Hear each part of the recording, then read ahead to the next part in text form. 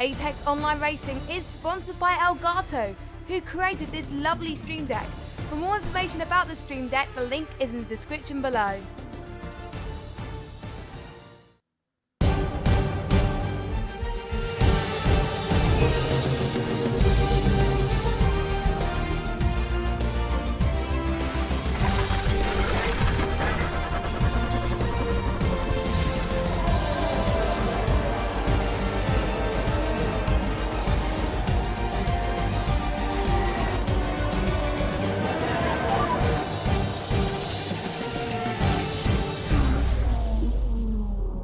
Hello all, and welcome along to the Apex Online Racing broadcast booth here at the Temple of Speed in Monza, Italy. We arrived today at the Autodromo Nazionale in Monza. Welcome along to the Apex Online Racing in the AOR iRacing GTE League. With 2 rounds remaining in the 11th season of AOR GTE Racing, the championships in all 3 classes have never been closer. Rainer Talvar has forfeited his place to the Pro Championship by withdrawing from the series, which leads the championship to be battled between Blair Mann and Alex Bennett, with Martin Nedelik in position to inherit the 3rd place in the championship. In Pro-Am, a mere 12 points separate the top 3 between Stephen Broomfield, Owen Blythe, and Dan Alpel. The championship in the AM category is 6 points between leader Alessandro Pontecorve and Thomas Kuhn. Hello again, everybody. My name is Brayden Hill, and as usual, I'm joined by my colleagues Nick Domino and James Clay in the AOR broadcast booth. James, why don't you take us around for a lap of this historic circuit? Just waiting to see if we can get an on board so that I can take us around this historic circuit. It's known to many as the Temple of Speed. Here we go as we come on board with one of our newcomers to the league here.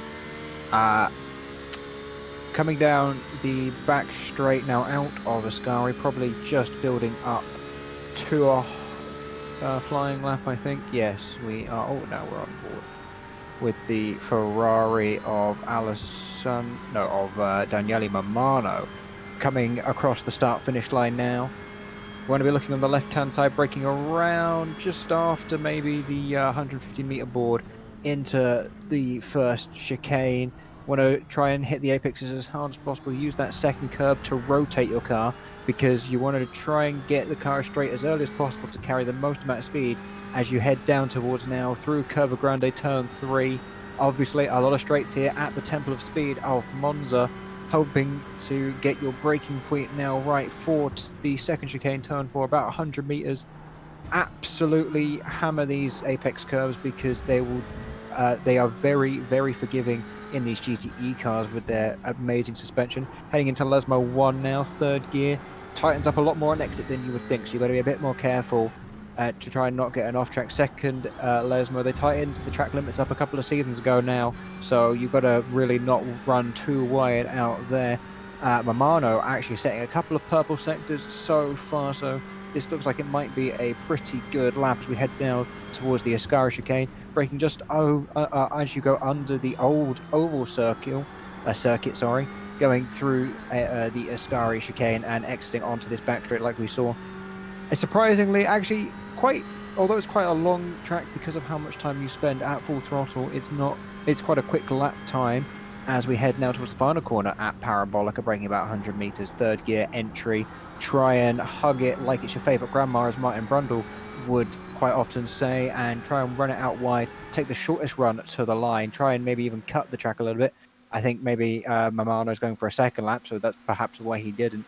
But Mamano goes top of the standings with a couple of purple sectors. Currently slotting in behind him was his teammate of Pontecorvi, and then Jamie Smith, who pulls over the 2 of Momano and Pontecorvi are continuing for a second run. There's a Porsche of Cohen Van Eyck who goes across the line and slots into second position on the grid, separating the two teammates up front. That's the Porsche of, I am not sure who that is, coming out of Lesmo 2, but already getting some times on the board, fairly competitive times to be fair, so we're going to have to watch out for a lot of these AM drivers, I think, because the session will be hotting up as it goes along.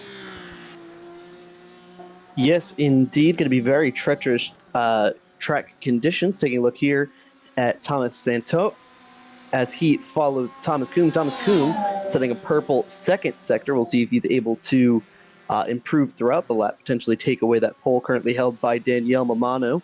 Cohen Van Eyck, the first of the Porsches, currently on another outlap, so he's going to attempt another lap, as well as Jamie Smith, who will do the same thing. You can see Thomas getting very squirrely on the exit of the Parabolica there. He has set a purple fourth sector, not quite as fast coming through Parabolica, but is fast enough to make his way into the second position. Thomas Kuhn, though, very quickly dethrones him from that position.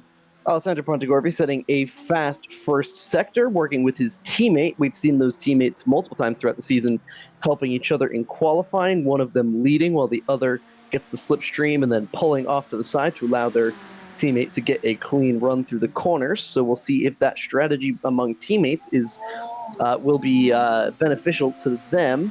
Pontecorvi not able to improve on his last lap time. Cohen Van Eyck, another driver, about to go on an outlap and attempt yet another lap. A name we haven't seen too much this season, Will Chu, currently scored in the 9th position, about a second and a half off of Daniel Momano for the pole. So that's going to be an interesting twist. He hasn't really been around many of these drivers, and going to be interesting to see how they race him, if they'll be a little bit more aggressive. Maybe he'll have to prove himself a bit to these other competitors to prove his worth there. Now we are on board with Cohen Van Eyck as he comes across the line, unable to advance his position from currently 4th place. Now as we see him enter turn 1, and he'll miss it. That exactly brings me to the topic I want to discuss with you, James. As many iRacers will know, this track is rather infamous for turn 1 at the start. So what do you expect to see out of these drivers at the start? Will they be take it cautious and get through there cleanly, or do you expect to see somebody clean out the front of the field? I mean, we're running a rolling start, of course. I've gone into turn 1 a couple of times in the F3 League that we have run before, which is, of course, standing starts. And that can always get quite hectic. But with the rolling start, I think that should help a lot of people. Hopefully people will realize that it's going to be a bit treacherous into there. I still expect there to be a bit of banging wheels, maybe a couple of people getting shoved out on sort of the second apex into the gravel trap. But hopefully I don't think we're going to see any Yarno Truly incidents of people skipping across the chicane and just barreling into people. It's been a couple of seasons since these drivers have come to Monza. It has been off the schedule for a little while now, so hopefully they won't be too rusty of doing our 20-minute races here and realize just how long the race is and that you can't really win the race in turn 1, but you can certainly lose it, as the cliche saying goes. Yes, indeed. And we take a look here at Jamie Smith going through Ascari in his Hyperion Racing BMW. He's currently scored in the 8th position on an outlap, about to attempt a second hot lap. Not quite too fast. We're riding on board with him as he heads into the rather difficult Parabolica, especially from the drivers I've spoken to in the pre-race. The Ford seems to struggle quite a bit under braking headed into the Parabolica, so we'll have to be keeping up to date on that and on handling struggles among several of the different manufacturers in several different areas of the track. Currently, not many changes to the order as we see the group of Pro-Am drivers starting to come out. So that'll be the end of the session for the Am drivers, though we do have a Porsche about to come across the line. No, he will abort that lap. So we're taking a look at Will Chu here in the Am category. A very bright lime green livery on that BMW. as he's about to finish his third sector. He'll improve on his previous lap time in that sector, but not quite able to. Oh, and then he will actually abort the lap coming through Ascari. So he has decided that lap was not worth finishing. As we take a look at Aleksej Seleznev, going past Alex Schmidt, I should say, in his very brightly colored BMW, the Hello Kitty themed entry. As he goes through Ascari, I believe he will be among the first of the Pro-Am drivers to come across the line. So this is going to be a little bit of an interesting qualifying session, because generally you don't want to be that first car in line, and I'll ask your thoughts on this, James. You don't really want to be the first car in line because of how vital the slipstream is with how long the straights are here at Monza. So what do you think is the best strategy? Do you want to be the last car in line to get the maximum pull from the slipstream, or do you want to have the clean air in front of you to get a clean run through the corners? Well, the issue with iRacing is that it's not like real life where you can pick up a toe from sort of 5 seconds back and gain a little bit of time. You've got to be at least around a second behind the car in front, and when you're on a qualifying lap, you're on the limit, and you don't really want, especially some of these cars like the BMW, you don't want them taking up your vision, your line of sight. So although it will potentially help you, depending on the type of driver you are, you might actually just have issues trying to see a lot of the apexes in front of you, especially if you're in a Ford where you're sitting so far down that following somebody around this circuit, because it's still not easy. Like, there are only 11 corners here, but they're still very tricky to navigate, not get off tracks, not get slowdowns, and make sure you put your lap together. So the drivers have got to be very careful about all of that and really make their mind up on what they feel comfortable with, because that's the most important thing with qualifying. You've got to be comfortable enough to set the lap times that you need to. For sure, and an interesting storyline that we'd like to follow throughout this race. Tom Hooper in the last few races has shown quite a bit of pace, and it's been argued among some of the drivers whether or not he should be upgraded to the pro category. From what we've seen in practice so far, Hooper not quite showing as much of a dominant pace as he did having finished on the overall podium last weekend at Road America.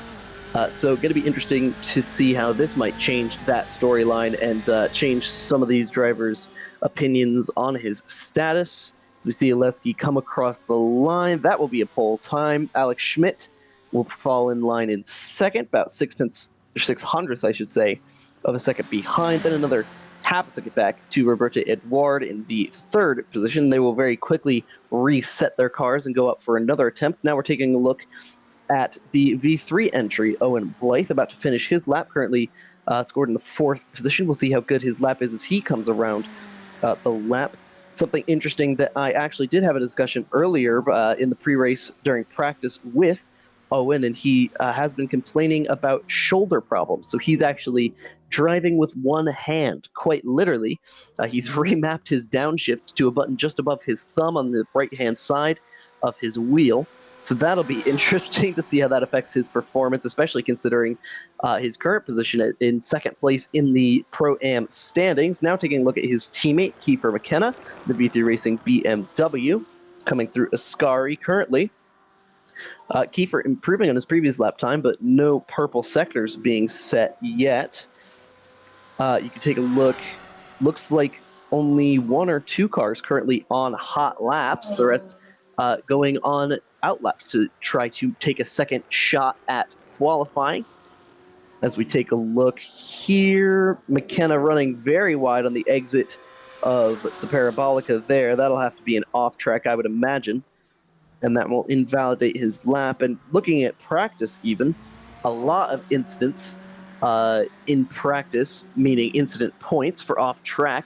So, James, what do you expect that we'll see maybe more disqualifications or penalties than usual as a result of incidents and off tracks? I think the Lesmos could definitely be a culprit.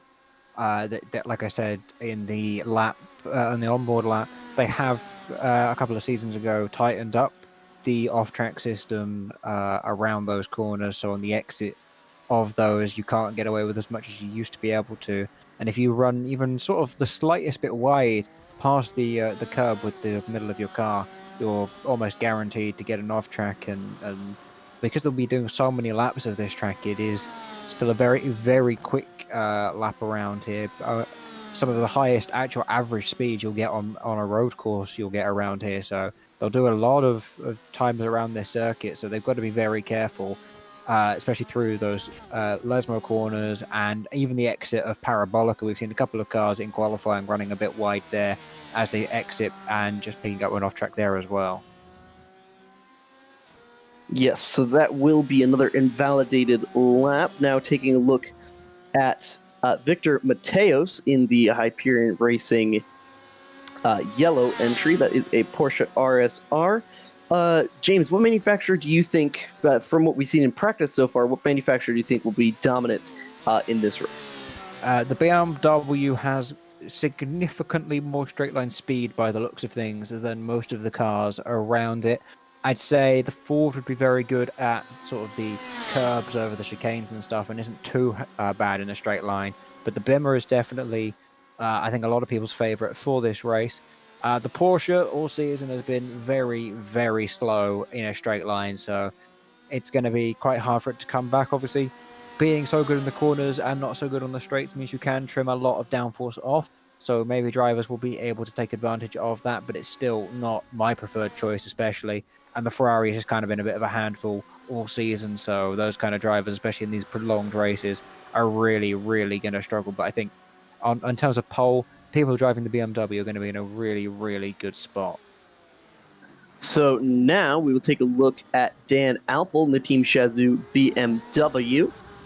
He and his teammates, I believe they're going to be trying to do a similar strategy as those Team Raptor teammates did in the AM category. Of course, Alessandro Pontecorvo getting the benefit of that help from his teammate in the AM category because he is currently in that battle between himself and Thomas Kuhn for the championship with 2 rounds left to go.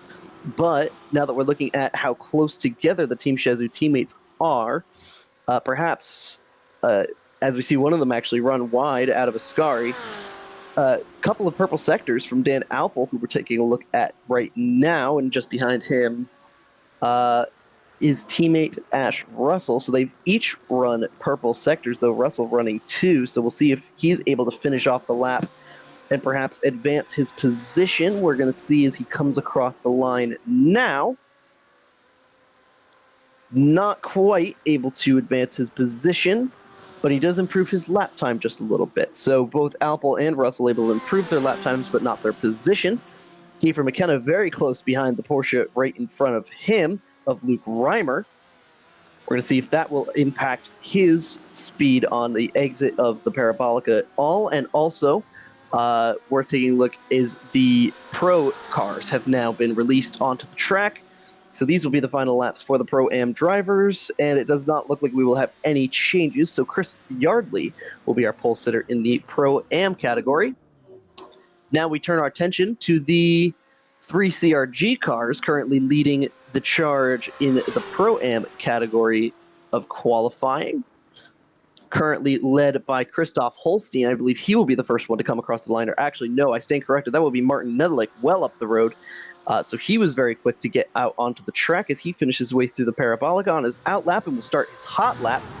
Nedelik fastest in practice. So now that he does not have the competition of his teammate Rainer Talvar, who has withdrawn both from the league and from CRG as a team, perhaps Nedelik going to try to make a run for a couple of wins, though he does seem to be well out of the championship. 60 points between himself and second place Alex Bennett. So I don't really think he has any chance, though, between Blair Mann and Alex Bennett. I'd like to ask you this, James. Who do you think shows the better pace and has a better shot at this championship between Bennett and Mann? Well, Bennett is our reigning Formula 3 Series champion, so we know that he has the ability to put a championship together. He's not one of these guys that's going to buckle under the pressure. Blair, on the other hand, has looked a bit rattled in the Ford this season, although he's had some races where he's had very, very strong pace. Other times, he's just lacks a little bit of consistency, a little bit of handling in that car, and I mean, of course, he's got the advantage of being the points leader. However, with everything come the end of the season, who knows whether that will actually pay dividends for him, because he's just got to watch out and make sure that his teammate, who I would say is definitely, in terms of consistency, at least in the top 2 of CRG drivers, and he's going to be very, very careful about his teammate in that respect. And if you look at the bottom left of your screen, Nedelik had been running 2 purple sectors. Now it is 2 again. Andy Gorton taking that purple sector, 3rd sector, away from Nedelik. So Gorton showing a good bit of pace. We'll see Nedelik come across the line here in his CRG BMW. Let's see what lap time he will run as he comes across the line. 3 purple sectors for Nedelik. That will put him to the top of the charts very handily. By 0.7 of a second over Chris Yardley with a 144.529. Now we'll see Andy Gorton come across the line with just 1 purple sector. I assume that will end up putting him into the 2nd position. And yes, it will, 144.6, so 1/10 of a second between our 2 leaders. John Hallowell will come across the line with a 144.8, 2/10 back in the 3rd position. And Philip Schiff well down within the Pro-Am field now. Alex Bennett slots in the 4th position with a 144.9. So all of our our top pro drivers within the under a 145, and those are our only sub 145 minute laps. Now taking a look on track at Christoph Holstein, multi-time champion in the AOR GTE League. Been a little bit unfortunate running for him, not had the performance that he would have hoped, and been, some might venture to say, the weak link of the CRG group, though given the mistakes that we've seen from the faster of those cars, he has been relatively consistent in terms of his actual results. And James, with the absence of Talvar, do you think that will change the dynamic at CRG at all, and maybe calm them down a little bit, and maybe give them a little bit more sense of what's most important for them to focus on in terms of getting a good finish for their team? At least having 1 less car in the mix is going to mean 1 less car to crash into. So, I mean, I think from that point of view, it will definitely help. And when you're fighting less people, you tend to get less aggressive. So perhaps that will help them try and keep it clean and keep it consistent. But they've just got to get their heads down. We've only got 3 rounds left of this championship. We've got Sebring, and then we have, I believe it's Road Atlanta, to round off the season. So they've just got to get their heads down. They've got 2 drivers in a very close championship fight. Martin, who, although has got the pace this weekend, is definitely kind of out of the championship fight, I think, really. You can't really say that he's got... I mean, he has got a mathematical chance. If Blair outscores him by a certain amount of points that I haven't quite worked out in my head right about now, he will be out of the championship mathematically. But yeah, it's kind of between those top 2 of Mann and Bennett, and Gorton will just be trying to pick up some wins if he can. He's not really involved in any of that, whereas Martin's got to try and be careful and not interrupt his 2 teammates who are trying to fight it out for the overall title, which is definitely very important to both of them. And I think they'll both be trying to gun for it, because it'll both be their first title here in the GTE League. Like I said before, Bennett is our current F3 champion, but he hasn't won a GTE crown. And the only CRG driver that has, of course, is Chris Holstein, who is one of only 2 people to win more than 1 championship. So they obviously can go to him if they want to for any sort of assistance. But they're both teammates, so it's going to be a bit of Holstein playing favourites there if he chooses to help one, not the other. So he's got to be very careful that he doesn't show any favouritism there at all either. And we did not show it on the broadcast, but there was a pretty big off for Mike Skeppers in Ascari just a few moments ago, so his lap will be invalidated. Now we can see a replay here. Just took the curve way too hard on the inside, ended up sliding into the kitty litter on the right side of the track, and that will kill his lap, and of course his qualifying attempt. With just 20 seconds left in the session, he will not have enough time to come back around. So now at the top of the class, we have BMW, Ford, followed by 5 BMWs consecutively. And of course, Andy Gorton has slotted himself between 2 of the CRG cars, as well as John Hallowell, who's slotted his way in there as well. So that will conclude our qualifying session. Our pole sitter going to be Martin Nedelik, showing his pace carrying over from the end of practice and now into the race. So who do you expect to be the favorites for this race? Who would be your pick to win, James? I mean, it's really hard to call. Gorton, I think, at the moment is kind of where my bets are placed. He's starting in a good position and tends to be a lot more consistent than Nedelik. Nedelik just ends up quite often getting involved in a few too many incidents, as I believe that's Bennett that's going to come across the line now. Let's see what happens with his lap time. He sets a 44.930, which improves his time, but not his position. A very good standout job from Philip Schiff, actually. He's sitting there in P6, as well as John Hallowell, who normally sort of sits in the lower reaches of the top 10, now currently well into the top 5, just outside those top 3 positions, with a 145.766. No, sorry, 44.875. That his last lap was a 45.766. I beg your pardon. So, yeah, John doing a very good job there. His teammate of Michael Edens is normally around, where we normally expect the Venom pair. They sort of the consistent 7th, 8th positions, picking up those points for the team's championship. They tend to be very consistent around there. But yeah, John climbing up the order a lot higher than we would normally find him. So a good job from him in qualifying. And perhaps a little bit of strategy already coming into play. A few drivers either unable to or unwilling to qualify. Among those, Mike Skeppers, Christoph Holstein, and Craig Dancy in the pro category, as well as Darius Sazu, who did not run a practice lap either, which is rather significant. And with how treacherous turn 1 is likely to be, that could end up paying out for them. James, do you really think that this will turn into a race of attrition or a race of raw speed? It's Monza, so I don't really think you can use raw speed too much. You're just going to tow everybody else along with you. I mean, you've got so many straights here that the slipstream is much more powerful than anything else. So it is going to be a tactical race. Obviously, you can pass if you want to. That's the beauty of the slipstream. But pulling away from people is another job. Those people starting at the back, Scapers, Holstein, Dancy, who are obviously out of position, they will be trying to make their way through the field. But Dancy, who has had an equipment change, I can tell you from news around the paddock, he's got a new brake pedal, and clearly he's really struggling with it. Obviously, brakes very important at Monza, so if you are not comfortable with that new pedal, then you're not going to be succeeding very well with it. So now the car is starting to grid up behind the Porsche iRacing safety car. Our pole sitter is going to be Martin Nedelik from Comrade Gaming. The privateer Ford of Andy Gorton takes the outside of the front row, followed by Blair Mann, the second of the Comrade Gaming cars. John Hallowell representing Venom Motorsport in the 4th place position. Alex Bennett, another of the Comrade Gaming cars. After that, Philip Schiff, Cass Hogenow, and Michael Edens. That's your top 8. Following them, the first of the Pro-Am qualifiers. That will be Chris Yardley, followed by Dan Alpo, who is very much in the battle for the championship in Pro-Am.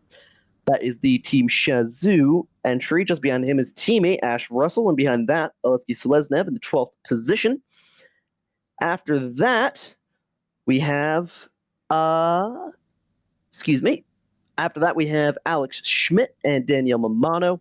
After that, Danielle Mamano, a very strong qualifying effort as a AM driver, well up in the standings. Tom Hooper, not quite as strong of a performance as we've seen from him in the last few weeks. Thomas Kuhn, the UK driver from V3 Racing, in the 16th position. After that, Andreas Ludis, Roberte Edouard, Thomas Santot in the Orange Mechanic Porsche. I believe that is a new livery for this week, followed by Cohen Van Eyck in the Hyperion Racing Blood Orange Porsche.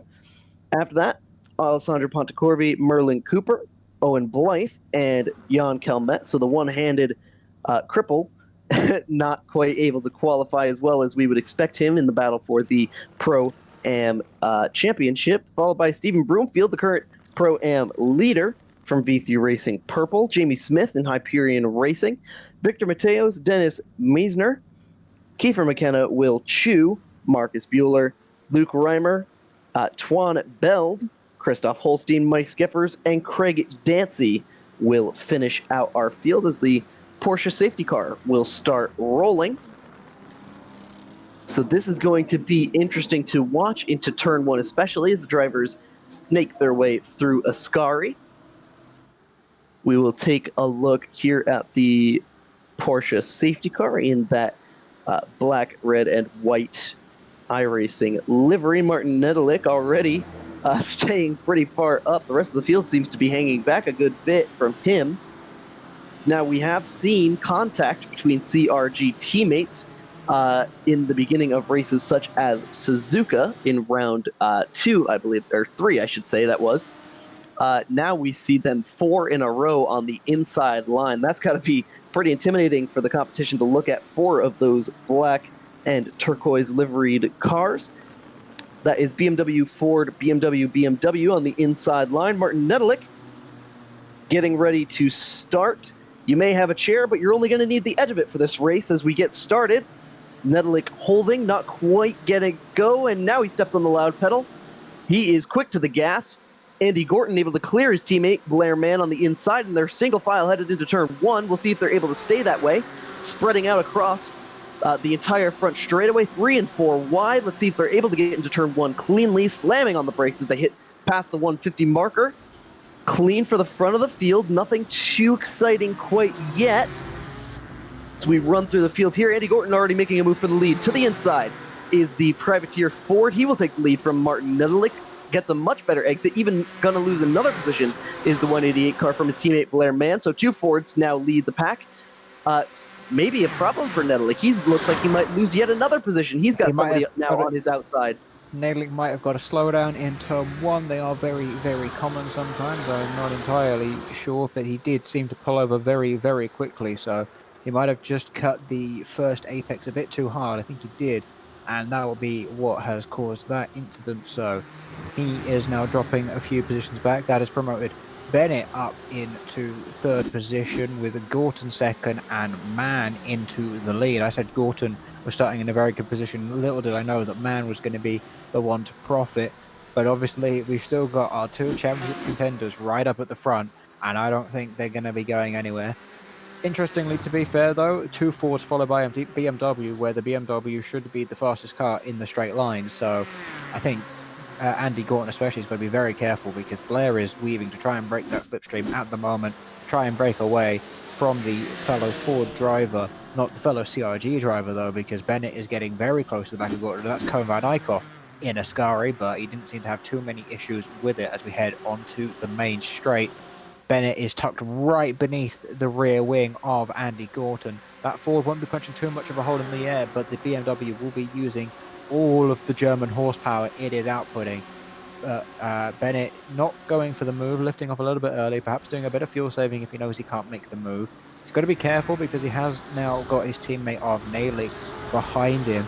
They're sort of forming a gap behind them though to Philip Schiff, who's done a good job to make a position on the opening lap up to 5th position, followed by the Venom car, I think that is, of John Halliwell. So John, who I was praising for such an amazing job in qualifying, losing a couple of positions on the opening lap as he has a little bit of a look down the inside into the Della Roggia chicane. And actually, Schiff gets a terrible run through turn 5. That causes Halliwell to check up, which gives Cass Hogan out a chance going into Lesmo 1, and he gets the move done and stuck there.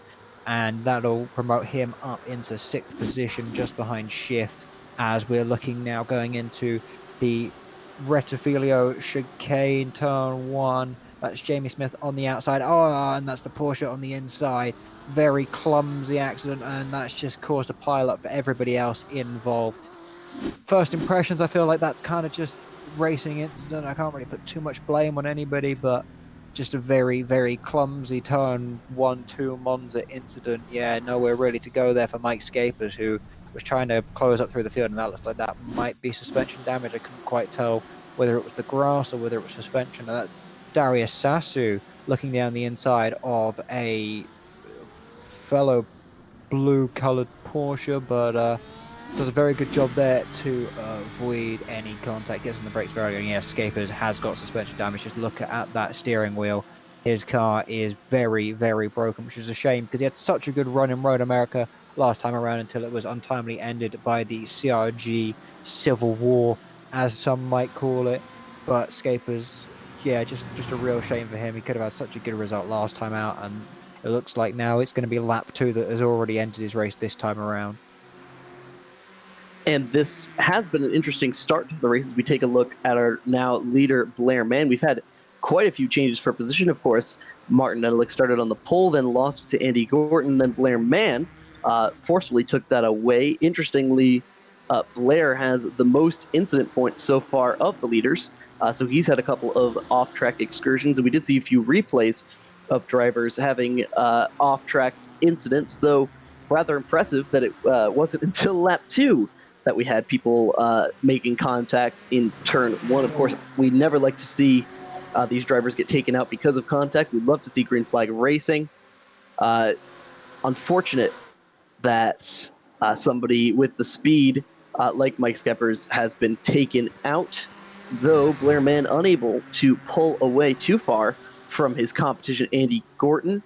And Alex Bennett has taken another position away from Martin Nedelik. I didn't notice that till just now, so the CRG BMW swapping. As we take a look from the helicopter cam high above the forest of Italy, of Monza, taking a look at Alex Bennett, the UK driver in the CRG BMW, well within the slipstream of the Ford just ahead of him. A big gap between these top 4 drivers and the rest of the pack that is currently led by Cass Hogenout and Philip Schiff at the front of that, the majority of the rest of the field, really.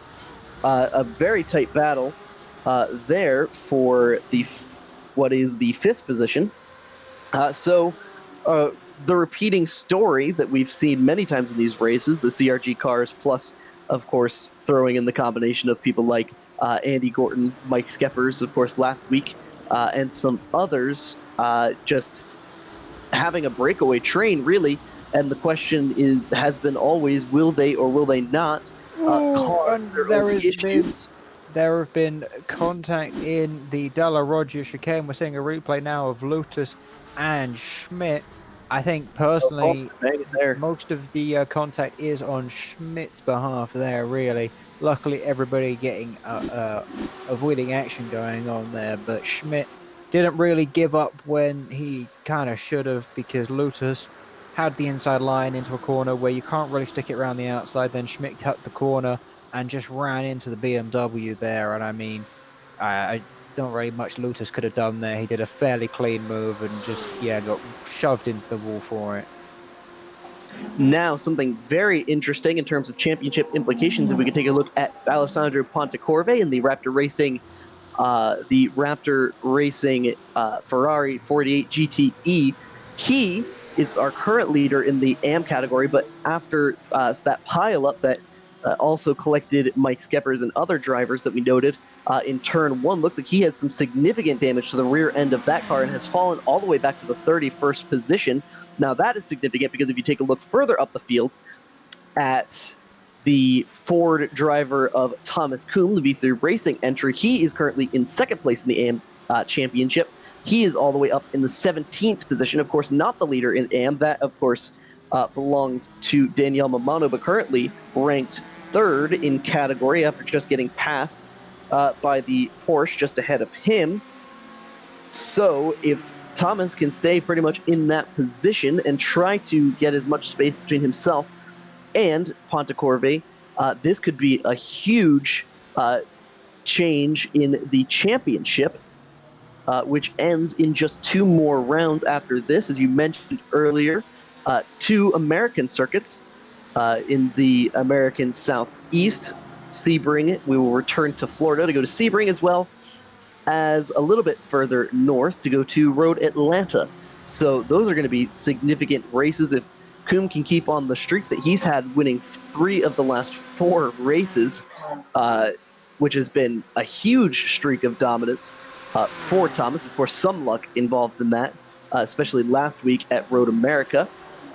But this could be the closest championship of our 3 categories, as he's currently being followed by his teammate, that is Kiefer McKenna, passing him on the left side of the track.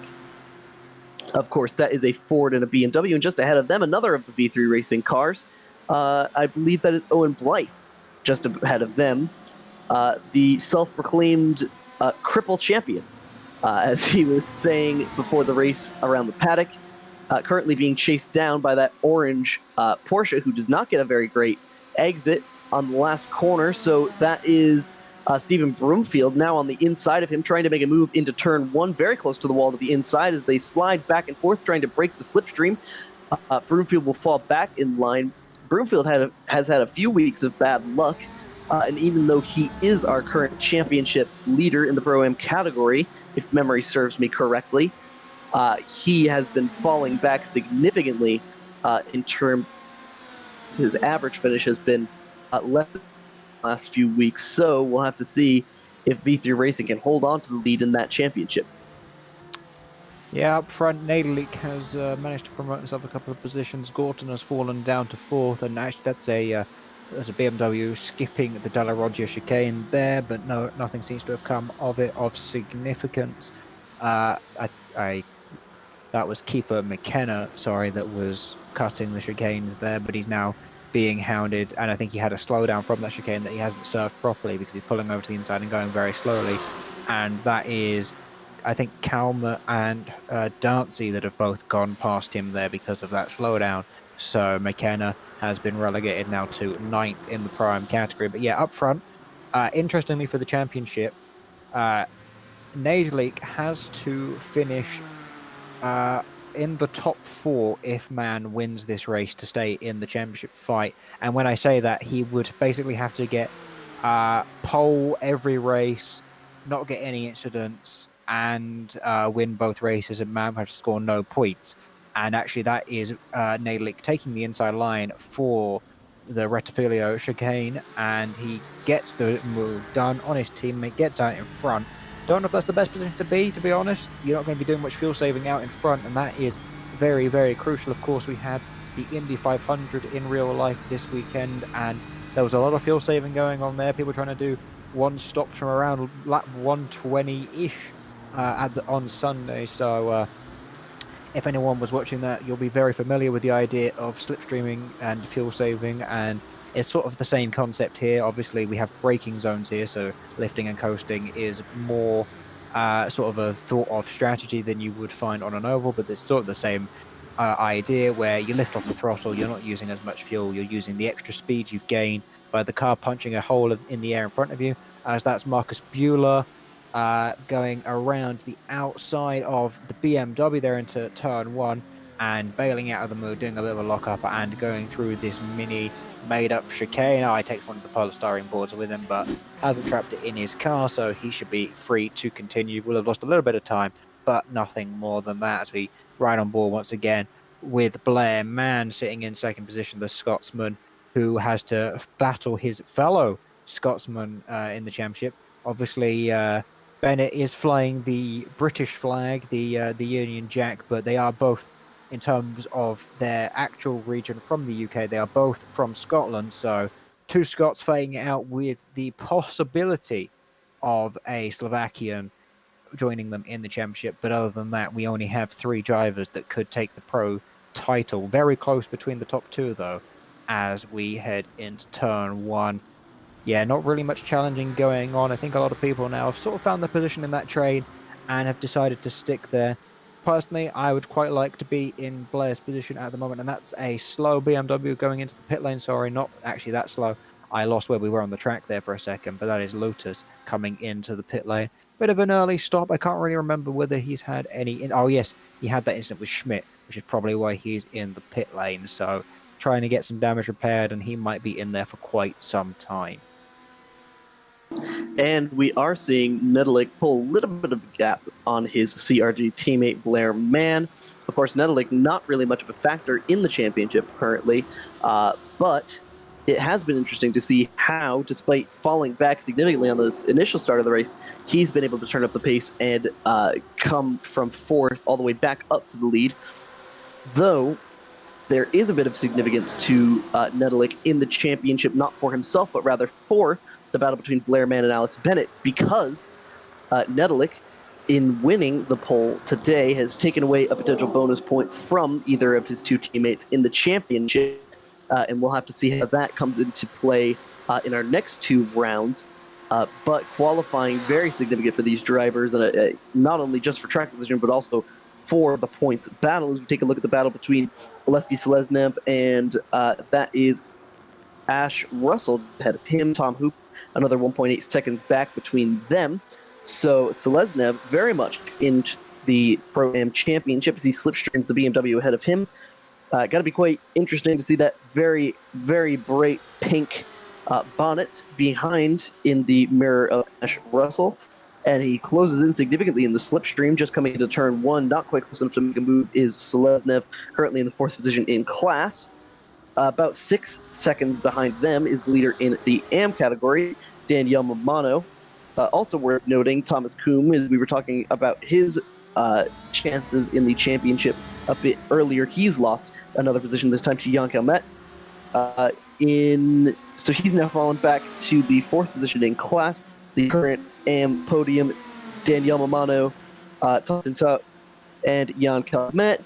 Also, Chris Yardley still leads in the Pro-Am category, followed by Dan Alpel and Ash Russells. We were just looking at that battle. Now taking a look at Owen Blythe, getting a move around the Edouard in the Porsche. So able to defend is Owen Blythe in the V3 Racing Gold Ferrari. Each of those drivers. As we see, they will all stay in line for the slipstream to Ascari.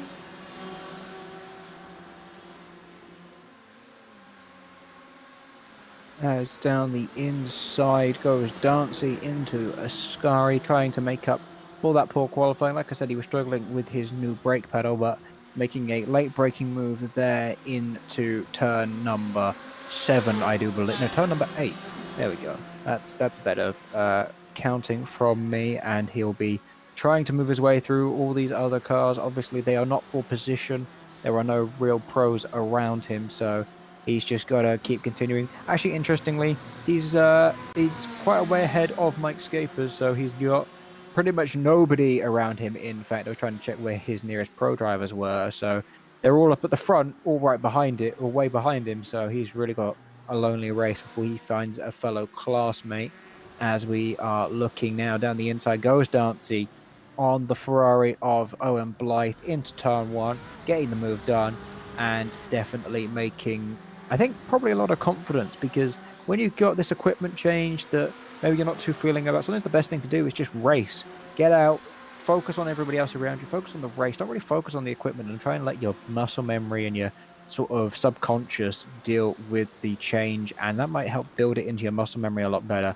And hopefully that's what's happening with Dancy. Obviously, I think also he mentioned something about his desk. So not only does he have a bad brake pedal, he's also got a bad desk, which is not going to be helping him at all. So he's got to really hope that his equipment stays together. So if we see him veering off into a gravel trap at any point, I wouldn't be too surprised to call it a technical failure, whether that's a desk falling apart, a brake pedal not working, or something along those lines.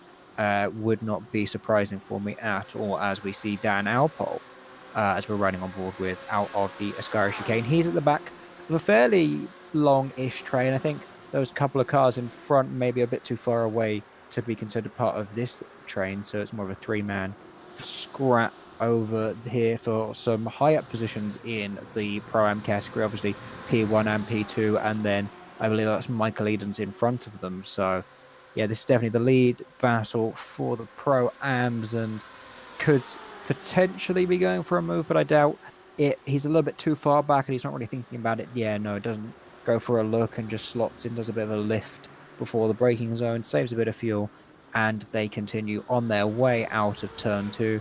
into Curva Grande as we are riding on board with Blair. Man, nothing really too untoward's going on up front.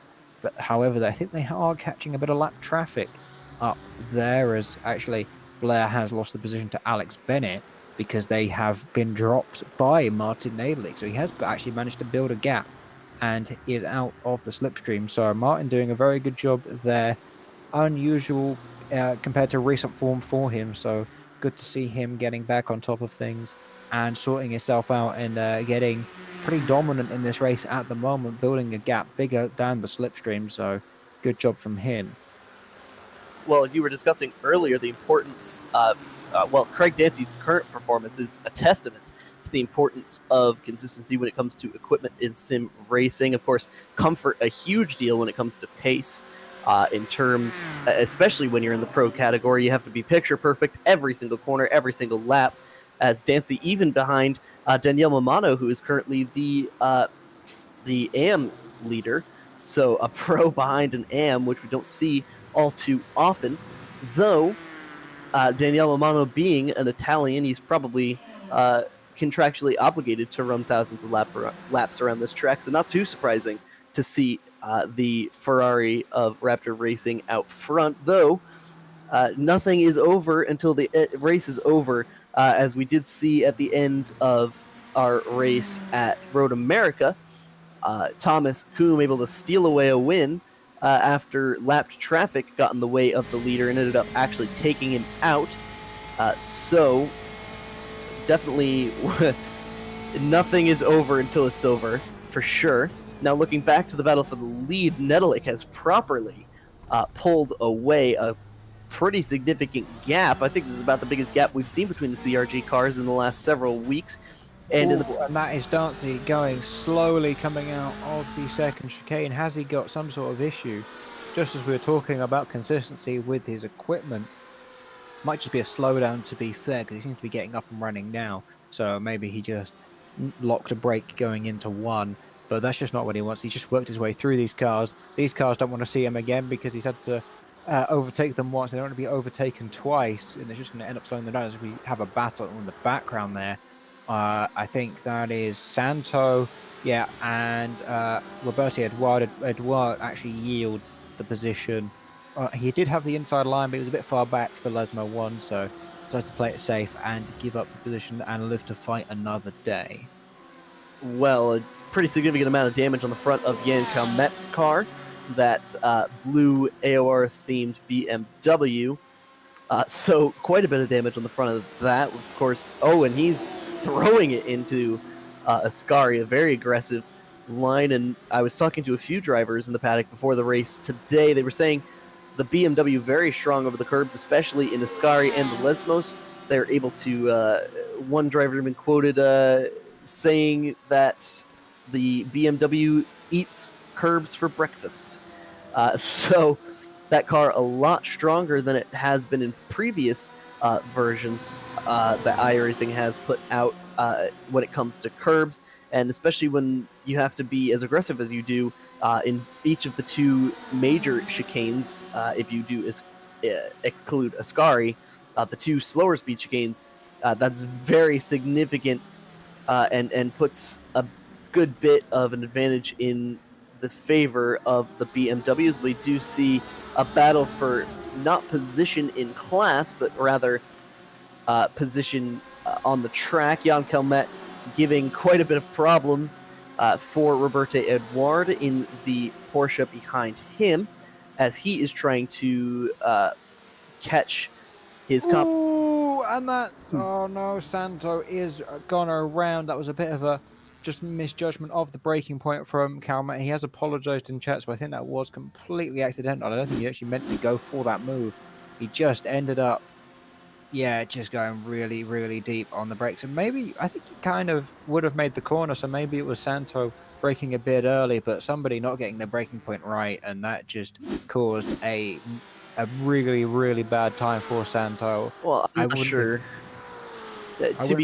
Oh, and actually, sorry, there's a Porsche going down the inside of Jan Calmet, so Roberto Eduard getting his wish, I think, and making that move done. So, yeah, What we might have missed was that Jan has actually been trying to race him back. Oh, and Oh, that's Santo, I think. Huge. That was huge contact for that car. Let's see if we can find a replay of that. See if we can find that. He had a pro car behind him. Looks like he just went straight. Like he didn't even brake for the corner. I think that's just him giving up after the contact in the incident that had already happened. Well, that is relatively significant because that does give another position to Thomas Kuhn, which is huge for him in the championship. Just to update, Pontecorvi now in the 28th position, so he's net +3 since the last time we spoke about him. Christoph Holstein, the next car behind Thomas Kuhn, a few seconds back. But I'm not sure that we won't see some protesting in the storage panel as Calmet has now passed Edouard back yet again. So if I were Calmet, I'd certainly not be racing somebody in a category above me, even if I do get some of the opportunities that he's been getting. I think he's a bit faster in the first section of the track than the pro and behind him, but at some point, especially after making significant contact and ending the day of another driver in your category, you might want to hang out and maybe not cause too many waves, so to speak.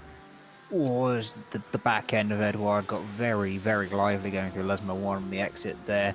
I mean, yeah, reason would have it that Edouard would be a bit slower on sort of the straights from the exit of Ascari to sort of turn 4, but then from that point onwards, that chicane and the Lesmos and Ascari should be really, really beneficial for the Porsche driver. So, yeah, I mean, Edouard obviously now getting a bit frustrated. He was flashing the lights earlier before that incident. I don't think he really wanted to be battling Calmet too much, but I think maybe Calmet was actually just getting held up by Santo. It's starting to pull away a bit, so perhaps that's why Edouard was actually a lot slower. Obviously, it's quite hard to tell sometimes in a train who's actually the reason why you're going so slowly, but I think it was really Santo holding them up, so Edouard, I don't think, can be too displeased at Calmet trying to take the lead of the train as we look at Yardley going down the inside of the Venom car. I believe that is of Michael Edens, and that's a spin actually for Yardley. Yeah. Perhaps going down the gears too quickly, locking the rear axle. That gives the lead to Dan Alpol. Let's have a look now. Reversing. And okay, no, he's got to slow down now. He rejoined the track right in front of two of the V3 Racing Ferraris. He's now lost almost 5 positions on the track, one of those being Craig Dancy as he goes to the inside of one of the V3 Ferraris ahead of him. This battle a few seconds ahead of what we were just looking at between Calmet and Edouard, as we see Craig Dancy being attacked by Owen Blythe, as he will just really Blythe really what's that position? Battle. Yeah, very significant position. Well, there was nearly contact between Blythe and who was that? That was Yardley, who had that off before he had rejoined the track and caused problems for Blythe, who's also racing with his teammate Stephen Broomfield just behind him, and McKenna, another V3 Racing car, just behind that. Dancy obviously has a bit more pace than this group, but in all that confusion, they ended up side by side for several corners, and we'll see if Owen will decide to do anything with the slipstream behind the BMW ahead of him. We'll have to see how this cycles through with the positions. This could be pretty significant because Yardley had a pretty significant lead, or not rather lead, but he was well in the battle for the win. In this train, Kiefer McKenna has decided to come into the pit lane. So after all of the incidents that have gone around along around him, he's thinking, I want to get out of this. I don't want to get involved battling. We are sort of around the pit window stage, to be fair. We've got more cars coming into the pits. So, yeah, about half an hour into the race. It's normally the golden period. We've got Mamano, McKenna, Schiff, all in the pit lane there. So they're going to be ones to watch, see how they go on the sort of... They want to get a good outlap while everybody else is on their in-laps now to try and jump some people around them and hope that maybe some people lose time battling each other as we watch on board with Blythe, who's now up into 5th in class with the pit stops. So we'll have to see how that all shakes out in terms of net position. But he might be quite lucky if Dancy just sits there in front of him, maybe a little bit quicker than he'd be normally, and that allows him to catch back up to the back of Hooper, who, although he had such a bad qualifying by his standards, is still in the top 4 in Pro-Am. So managed to do a good recovery drive, and he's in that lead train for the win in Pro-Am of Alpol, Russell, Seleznev, and Hooper, who are all doing a very, very good job. And actually, that's because of the fact that Alpol got held up in that incident that allowed the three behind him to catch up, and we have a big battle for the podium and P4. Well, now the battle for the lead is separated even more, nearly 4 seconds between Martin Nedelik, our leader, and his teammate Alex Bennett, currently in the second position. To the battle between Bennett and Blair Mann heating up just a little bit going into turn 1. Blair Mann showing the nose to the inside of the BMW. His teammate, the 111 car, just ahead. They'll spread out a little bit out of the exit of the first chicane. Andy Gorton hanging back just a little bit, doesn't look too impatient, like he's trying to make too much of a move.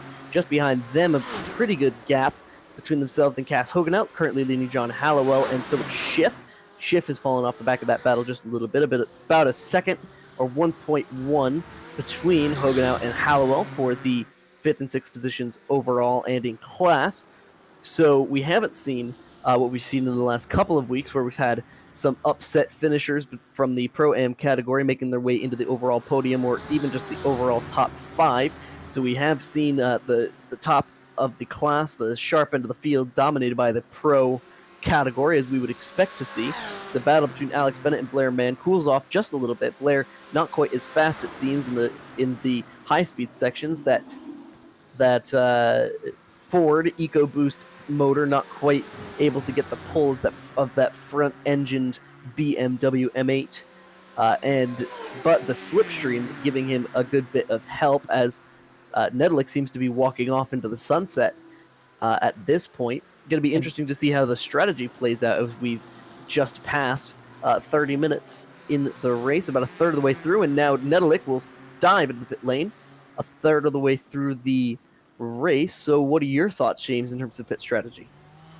I mean, a lot of people pitting on very different laps. We'll have to see how that works out in terms of fuel saving, but in that train that we were watching earlier with a close attention, Kiefer McKenna rejoined just behind Owen Blythe. Blythe made a mistake going through the Variante Della Roggia, and that was going into the pit lane. Blair Mann rear-ending his championship rival and teammate of Alex Bennett. So that's going to be some nasty words exchanged over the voice chat. As Scotsman, I can imagine that you don't want to actually be broadcasting what was said there, and Gorton getting in on the action as well. So yeah, that was definitely probably not broadcastable, what would have been said between the two teammates there, as that's one of the BMWs. Is that Bennett, who is sat there for a bit longer? No. So Bennett comes out. has sat a little bit longer. It was Hogenhout that I was getting confused about. There was another CRG BMW. Well, no, I haven't noticed that till just now, but if you take a look at the front end of Andy Gorton's car, I'm not sure if this is just on my screen, but it looks like there is damage to the front end of that car. We might have to see if we can find a replay of what happened. He rear-ended Mann when Mann rear-ended Bennett, so yeah, that's going to be damage for Gorton as well. So it's going to be really interesting, because that has shaken things up significantly. And yeah, so also looking at things, Nedelik had some sort of issue, because he is now just leaving the pit lane. So he's definitely had some sort of problem. Let's have a look, actually. I'm going to check whether he sped into the pit lane, because to me that seems like the only sort of action that could have been. And yeah, he was at 100 kilometers an hour as he hit the line there. So yeah, he sped in the pit lane, and that is pretty much race done. So Martin, who once again, unfortunately, had the pace, but just doesn't have the full race to be able to put together and get the consistency to get the win. So we now have a P1 Gorton, probably utilizing his very famous underfuel strategy that he likes to use so often, which is basically putting a little bit less fuel in the first stop, try and get away from slipstream, get out of battles, and try and make up that time in the second stint by being faster than the other people around him, so that when the second stops all sort of come around, everybody else will have fallen behind him. But with the damage, it's going to be a lot harder, as Alex Bennett is only 1.8 seconds behind, so he's going to be very careful that BMW doesn't catch him. But obviously Bennett now has some damage from getting rear-ended by his teammate, who has damage from rear-ending him and then getting rear-ended by Gorton, who therefore has damage for rear-ending Mann. So yeah, it's that whole pit lane incident has created a lot of a shake-up in that lead battle, and we're going to have to see how the damage affects the lap times for these drivers up front. Well, if this isn't the story of the season, I don't know what is. CRG First of all, Nedelik making a mistake, speeding into the pit lane and ending up with a penalty. Then on top of that, the contact between Blairman and Alex Bennett. That has allowed Andy Gorton to leapfrog both of them and now has a 1.8 second lead. So despite the front-end damage on Andy Gorton's car, he still has a pretty significant lead, and it's gone from CRG in the top 3 positions to now, I'm not sure how far down even, has Nedelik fallen down 19th position, it looks like, at the moment. That, of course, does not account for the pit cycle, but it's gone from a lockout of CRG on the podium to now Andy Gorton winning this race in a matter of just a few moments on pit lane. Blair Man's also got to be very, very careful, because now after that contact in the pit lane, he is on 15 instant points. And we've still got 45 minutes left of racing, so he can only afford to get 2 more incidents. And actually, that's Philip Schiff into the back of Cass Hogan out into the Ascari chicane. Very, very, very well held by Hogan out. I mean, that's just... You were expecting him to be sent off into the gravel trap there. I don't really feel that Schiff... I mean, if I was Schiff, I would have definitely held on there and just waited and not made the move, because kind of be the honourable thing to do. But I guess he's decided, nope, I'm still going to take the chance, even if it was kind of a scrappy move that caused the position to come my way. But I mean, it's a lot better still from Schiff pace-wise compared to where we've seen him of late. After his promotion to pro, he wasn't really doing too well, but he's doing a lot better now, as we see Dancy running over that AstroTurf, and he's going to be very careful making his way through the field. He doesn't want to get too many instant points, but actually, uncharacteristic of Dancy, he's only on 2x, so it's a very, very good job on the instant points front.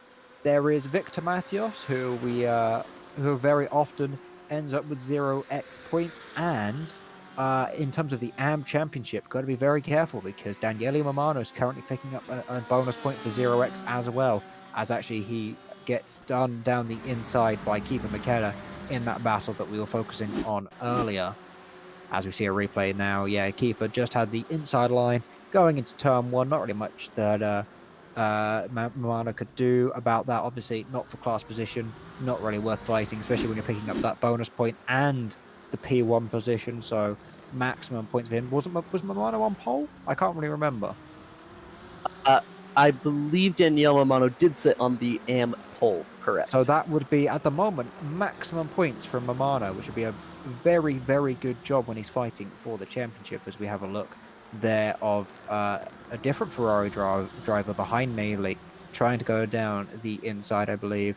That is Stephen Brumfield, indeed, going down the inside of Crisciali, not managing to make it stick in the Lesmos. So he's going to have to try and find another opportunity. But yeah, they now have a pro driver in amongst them who's trying to make up for that 40-second stop-go he would have got for speeding in the pit lane. Well, a very, very small difference in lap time between Andy Gorton, our leader, and Alex Bennett in second. Less than a tenth of a second, the difference in lap time that Alex Bennett was able to make up. Blair Mann continues to fall off of that battle, though. Potentially a significant amount of front-end damage and potentially significant implications on his aero. Obviously, because he's now gone back almost 6 seconds. Obviously, Blair will have the issue of being in the middle, so he would have been hit from both sides, so he'll have damage on both ends of his car, as the other two in front of him will only really have had impact on one end of their car, as we see. That is Owen Blythe going down the inside of Daniele Mamano as well. Mamano doing a very good championship level thinking there of, I don't need to get involved with these guys. They're not who I'm fighting. I'm fighting my fellow AM drivers, and they're nowhere near me. So I've just got to keep it clean. Don't worry about them. Just let them go.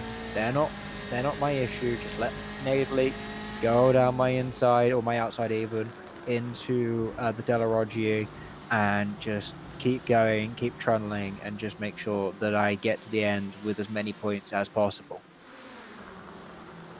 And when we take a look at the recovery for Martin Nedelik, he's now well within the chaos of the Pro-Am battle. Kiefer McKenna, after his pit strategy, able to leapfrog his teammate Owen Blythe. Daniele Mamano has fallen well into that battle. He was a good bit ahead prior to pitting. I believe he has actually come into the pit lane already and made his stop. That battle between Brumfield and Yardley continues to rage on, the Hyperion Racing BMW, trying to defend from the V3 Racing Ferrari, as now Broomfield will get a run. He'll swerve left, swerve right. He will get to the inside of the BMW. Will he be able to make the move stick on the inside of the Parabolica? That is the question. Not quite clear, headed into the corner. Yes, he will actually get clear. A very slow AM car to the left of them. Chris Yardley will now have to surrender the position to Broomfield, as now Yardley would try to get a good exit out of the Parabolica, try to make a move back on Stephen Broomfield. He will actually get a pretty good run, stays in the slipstream, now moves to the left side of the track, gets to the quarter panel, and now across to the door of the Ferrari, that very large BMW, almost dwarfing the Ferrari to his right-hand side, but not having the preferred line going into turn one. He will have to surrender that position yet again, so that will be job done for Stephen Broomfield, as he makes up yet another crucial position for him in this championship. Still at the front of the field, the difference, the gap last lap when they came across the line was 1.811, now only 1.809, so Andy Gordon and Alex Bennett running nearly identical lap times as Blair Mann continues to fall back nearly 6 seconds. Then behind that, 13 seconds back from Andy Gordon is Philip Schiff and Cass Hoganout, and another 4 seconds or so back to John Hallowell, who seems to be a bit on an island of his own in the Venom Racing BMW. Michael Edens just behind that in his sister car. Tom Hooper, the leader of the Pro-Am category, though not too far ahead of his competition. Dan Alpel, Ash Russell also very close behind with Oleksiy Seleznev, so a couple of pairs of cars currently battling for position there. Craig Dancy, pro driver, a bit on an island of his own, and just behind that is that long train, as we can take a look down the back straightaway. Kiefer McKenna being passed by Martin Nedelik, who continues to climb his way through the field. So that is another position up for Nedelik. I believe he will go from 15th now up to 13th, that will be. Here goes Seleznev down the inside of Ash Russell into one. Seleznev getting very, very loose. Collects the car up, but definitely lost out a lot of time there. Could not get the move to stick. He just carried too much speed onto the apex of one and steps the rear end out. And that just, that going to cost him a little bit of time, but he'll not lose too much from it. The rear tires will be because that's a Ferrari off in the wall behind Alessandro Pontecorvi. Who is this? This Merlin Cooper. Oh, Cooper taking way too much. Apex curb going through Ascari. Takes that sausage curb and is just sent straight into the barrier. And that's pretty much race over for Merlin. I mean, that car is not going to be very happy. It's had its floor ripped to pieces, and now the suspension will have been severely damaged as well by that impact into the wall as we ride on board with Pontecorvi into turn one.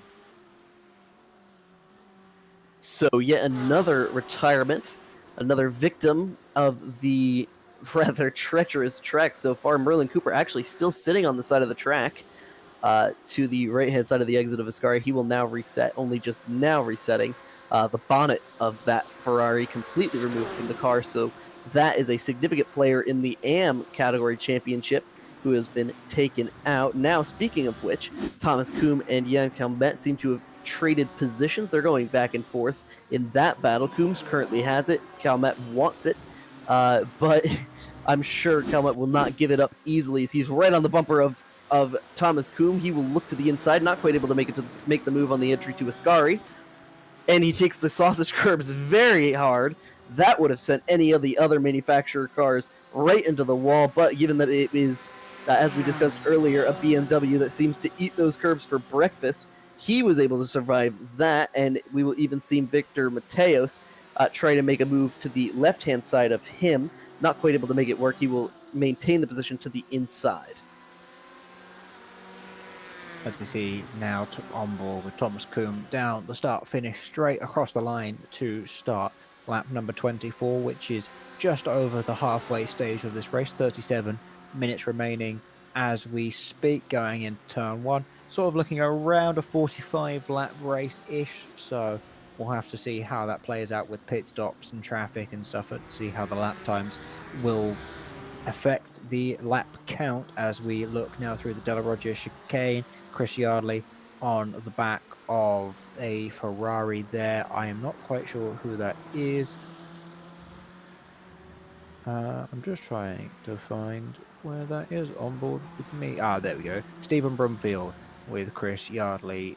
They're going down the back DRS straight if we were in single seaters, but we are not. We are in GT racing here, so Yardley's going to have to get the move done. No KERS, no ERS, no boost, no DRS, nothing like that. He's got to do it on slipstream and driving alone, and that is the only way he can get past. Obviously, Brumfield could let him go if he felt like it, but these are for class positions, and Brumfield is fighting for the championship, so he needs all the points he can get. As Calmet was going through the chicane there, was there any instance? There's a blinking forward in front of him, so he's going to be careful of that. That's not going to be helpful, especially if when he's blinking they're on the straights, he's not going to be getting any slipstream, and he's going to appear in the corners and just start putting you off, which is the worst kind of laggy connection. As we're riding on board now with Andy Gordon, they've managed to catch up with some lap traffic. I think that's Marcus Bueller that they've just gone around, who obviously Bueller had a lap incident, I believe was with Blair Mann. No, it wasn't Blair Mann. I don't know why I got that idea, but there was somebody that he had an incident with last time around when getting laps. He's going to be very, very careful this time not to punt anybody off when, well, not have any mistakes when anyone's behind him, causing them to get punted off the track. And that has not really affected the battle for the lead all too much. Bennett is now 1.3 seconds behind Gorton, though, because he has been lapping quite a bit quicker. He was a tenth quicker last time around, and that's sort of the pace Bennett's been lapping at. And Gorton's stop was around 3 seconds quicker than Bennett and Mann.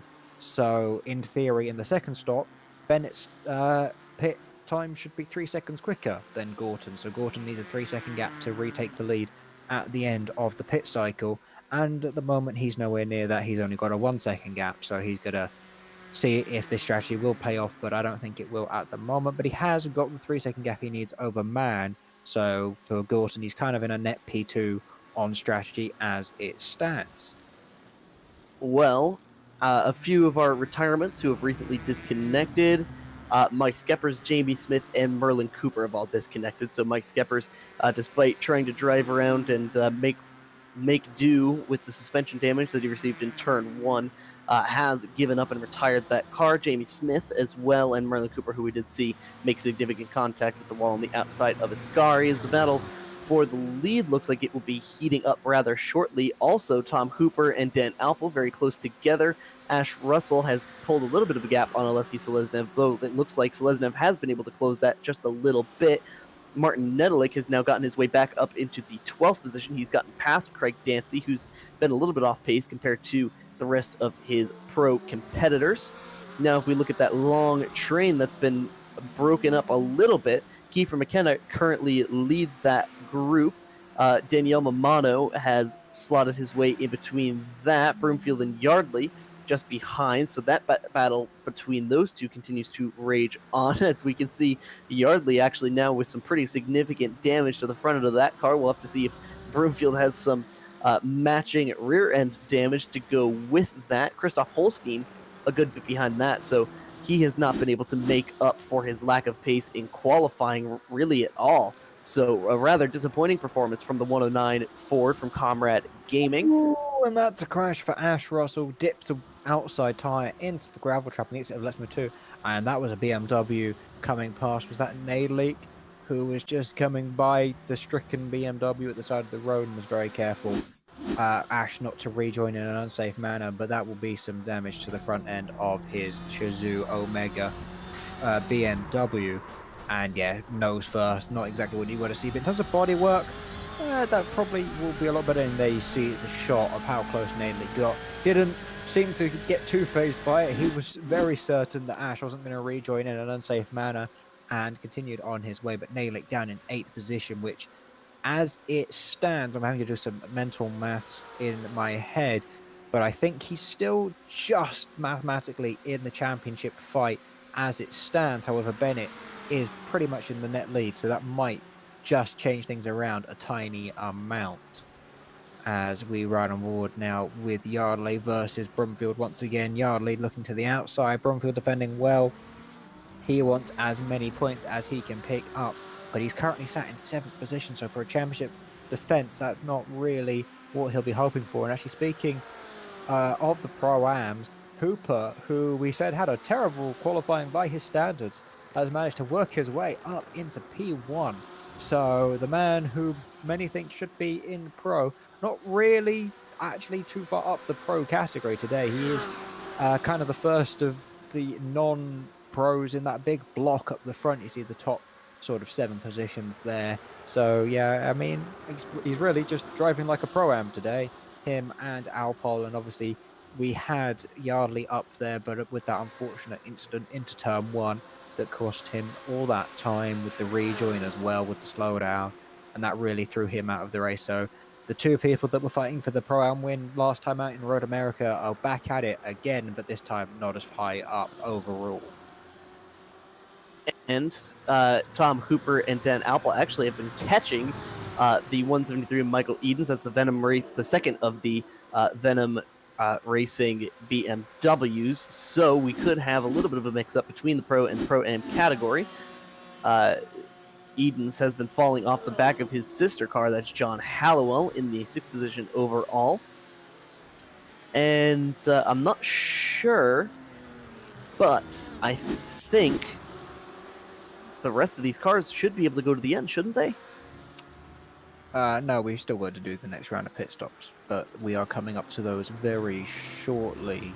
But yeah, we're definitely not at that point yet, as Yardley finally... No, sorry, that's Brumfield going down the inside of Yardley, so that battle is still continuing as we watch Alex Bennett, who has caught up to the back of Andy Gordon. But here's the replay of Brumfield down the inside of, that is Chris Yardley, like I mentioned, into turn 1, and he gets the move to stick, as yeah, here is Alex Bennett on the back of Andy Gorton.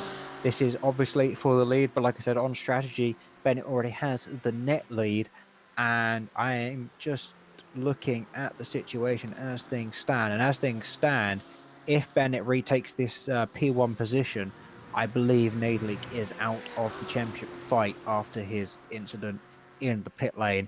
He would end up being around 60 odd points off the lead, and that is unrecoverable for him. So he's gonna have to really watch out on that one as we watch Bennett in turn 1, sticking to the back of that very, very nice retro liveried Ford. I have to say, Andy may be a privateer, but that doesn't stop him having amazing liveries, even if they're perhaps not of a team variety. Still looks very, very nice, I have to say. Really do enjoy a lot of the liveries we have on show, to be fair. That Comrade car is also very, very nice. So definitely got some eye candy out on track, and that's always a nice thing to see from a broadcasting perspective as they head into Lesmo 1.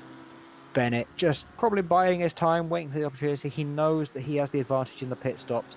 He knows he has a 7-second gap to his championship rival.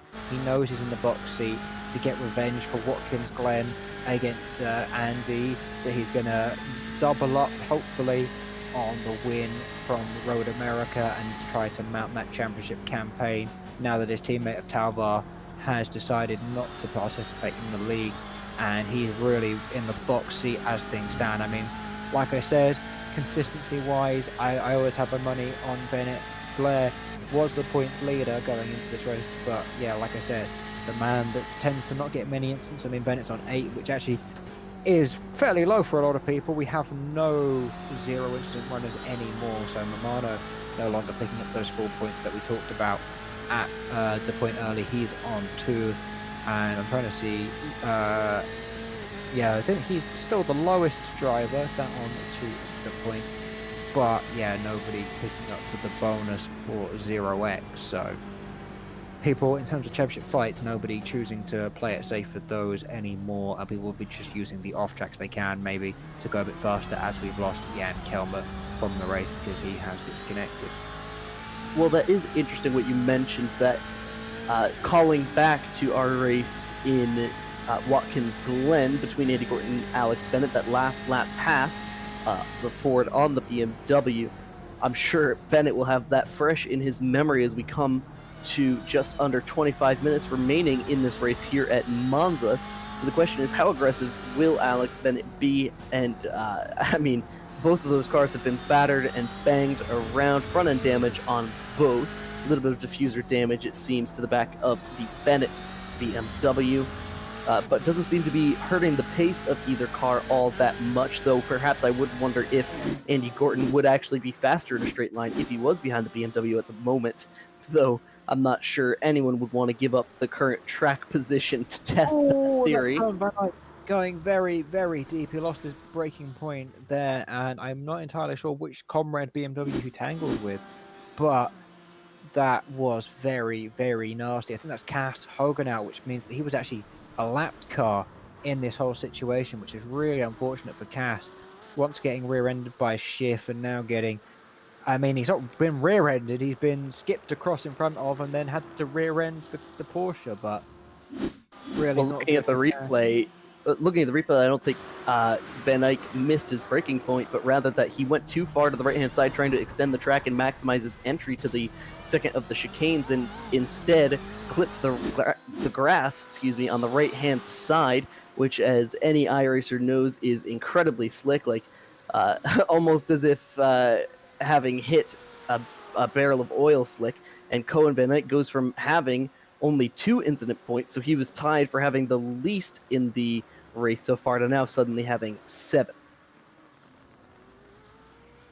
Yeah, Cohen just losing those outside grip, which of course are the loaded tires as well, so when they stop being loaded, the car just gets shot off into somebody else's accident, and yeah, he's now escaped to the pit lane, so we won't be seeing much of Cohen anymore, as we have a nice transition to Christoph Holstein coming past the pit lane.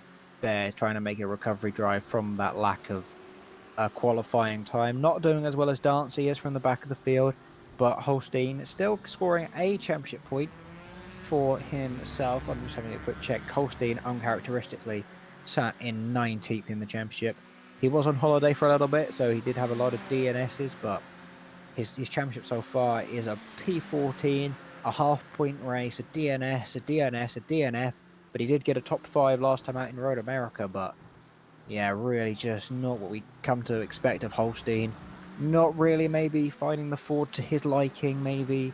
We know that the Porsche is his favourite car, really. I mean, how many seasons have we seen Holstein in that Porsche? He did do one in the BMW to match up with his teammate of Bennett, who was obviously doing a good job right now, but Holstein just, yeah, needs to sort something out with his driving as we see Andy Gorton come into the pit lane.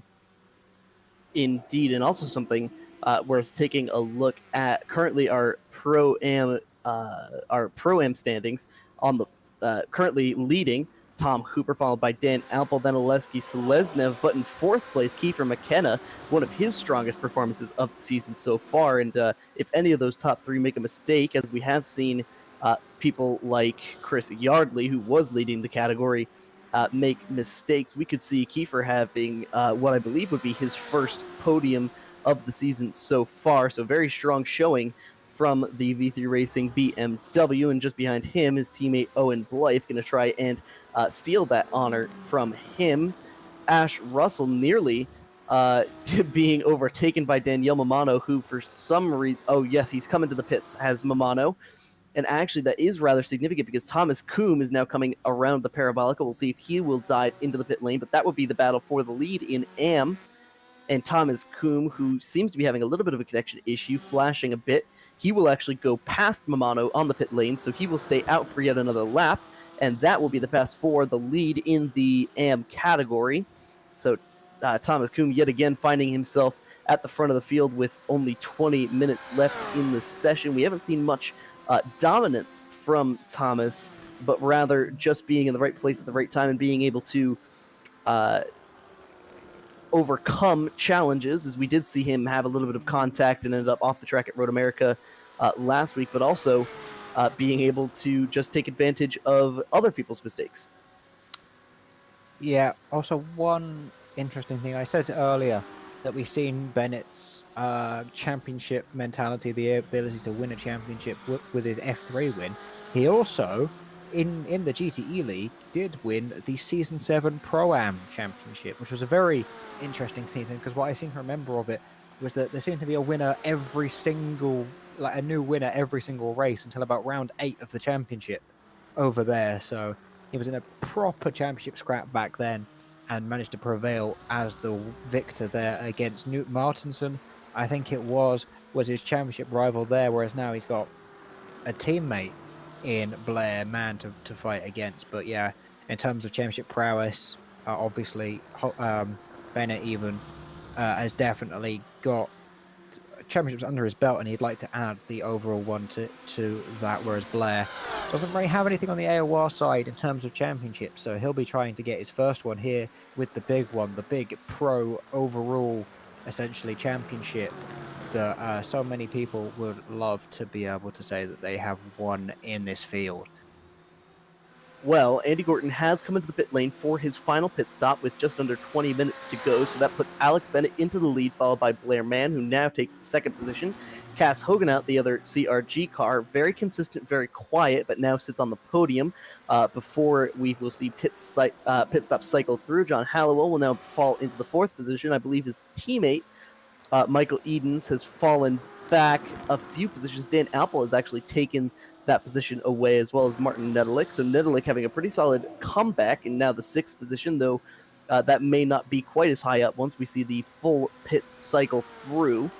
So these drivers will just have to take fuel to finish the race. Alex Bennett will yet again drive past the pit lane, though his teammate Blair Mann will come in by himself this time, so no risk of making contact on the entry.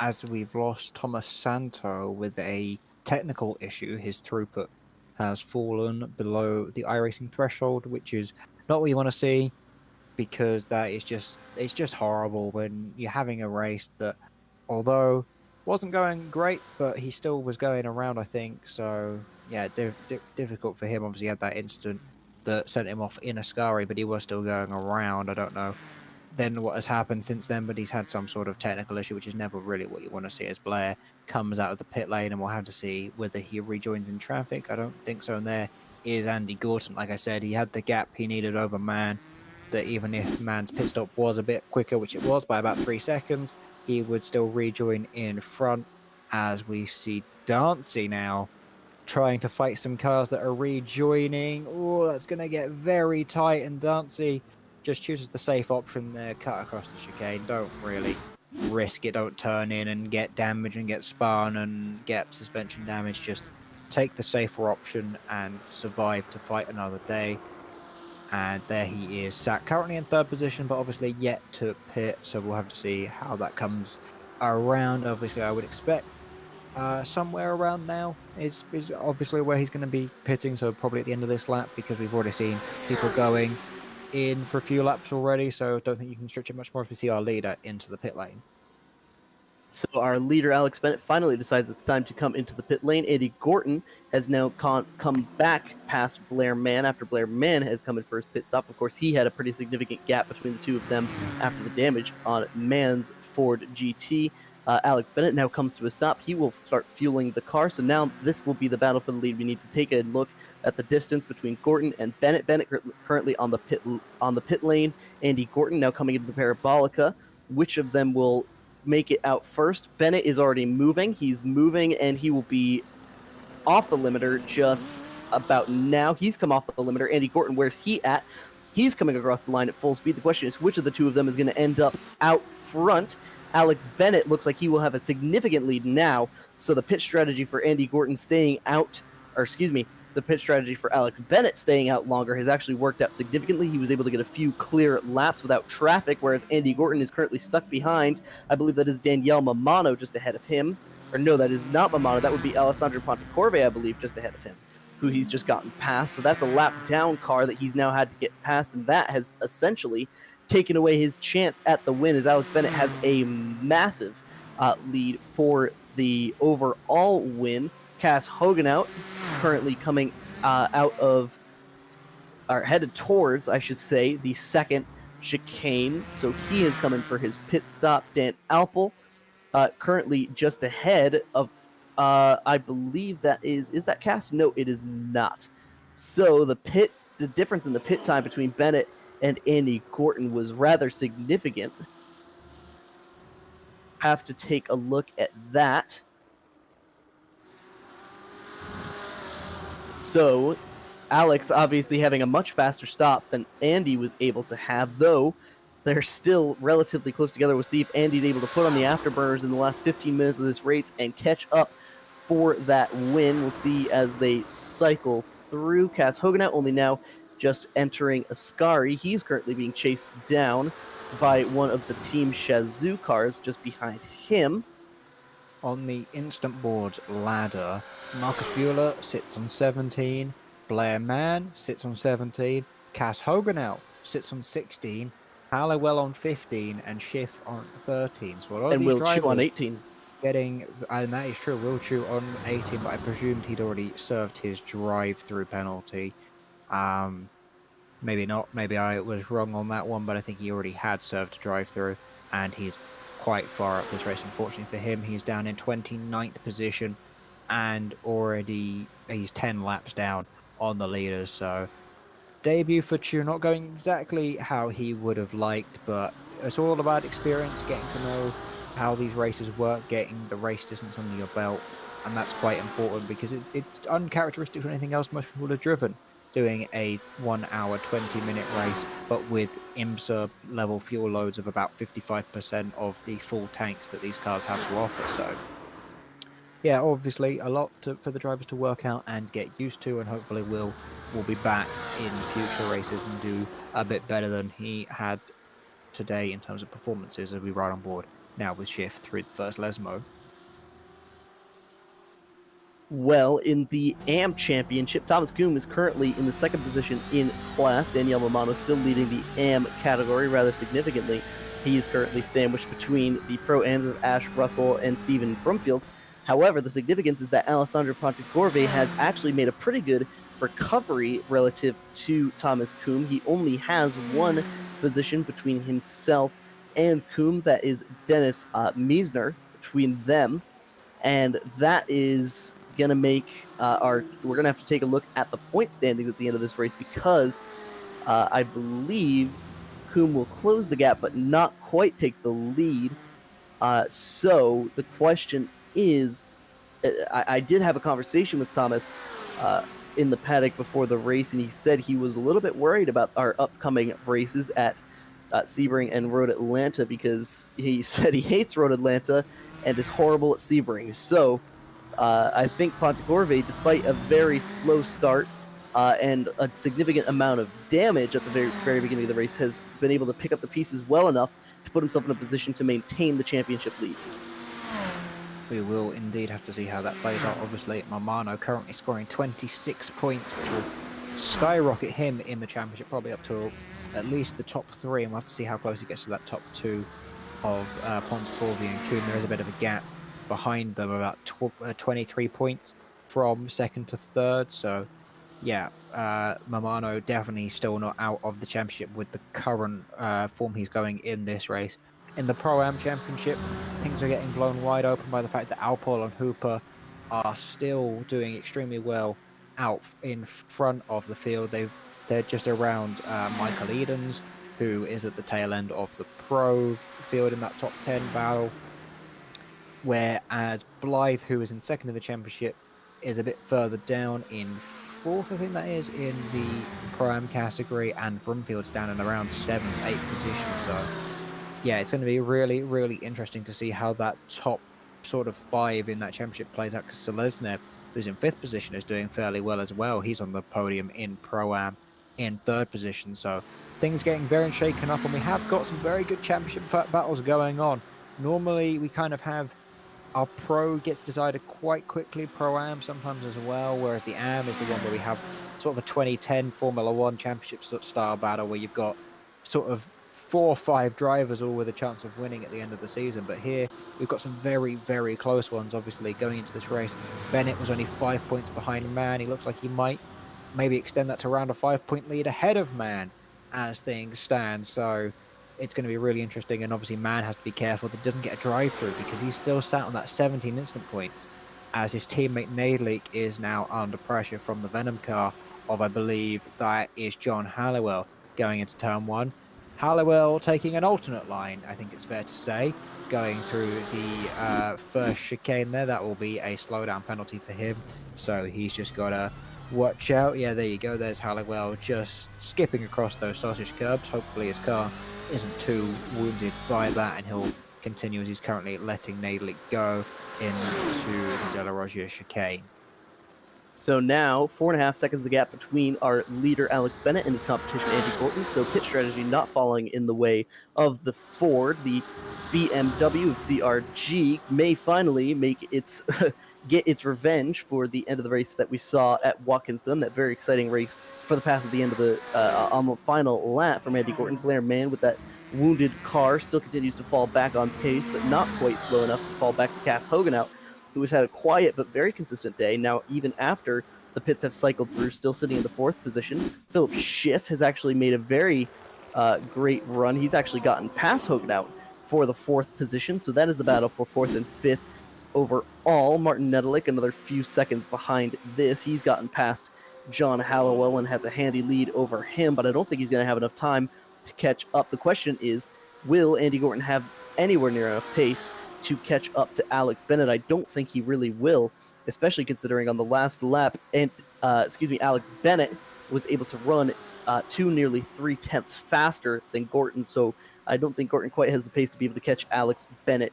This win may be done and dusted on pit strategy, though, of course, it's not over till it's over, and there's always time for either of these drivers to potentially make a mistake.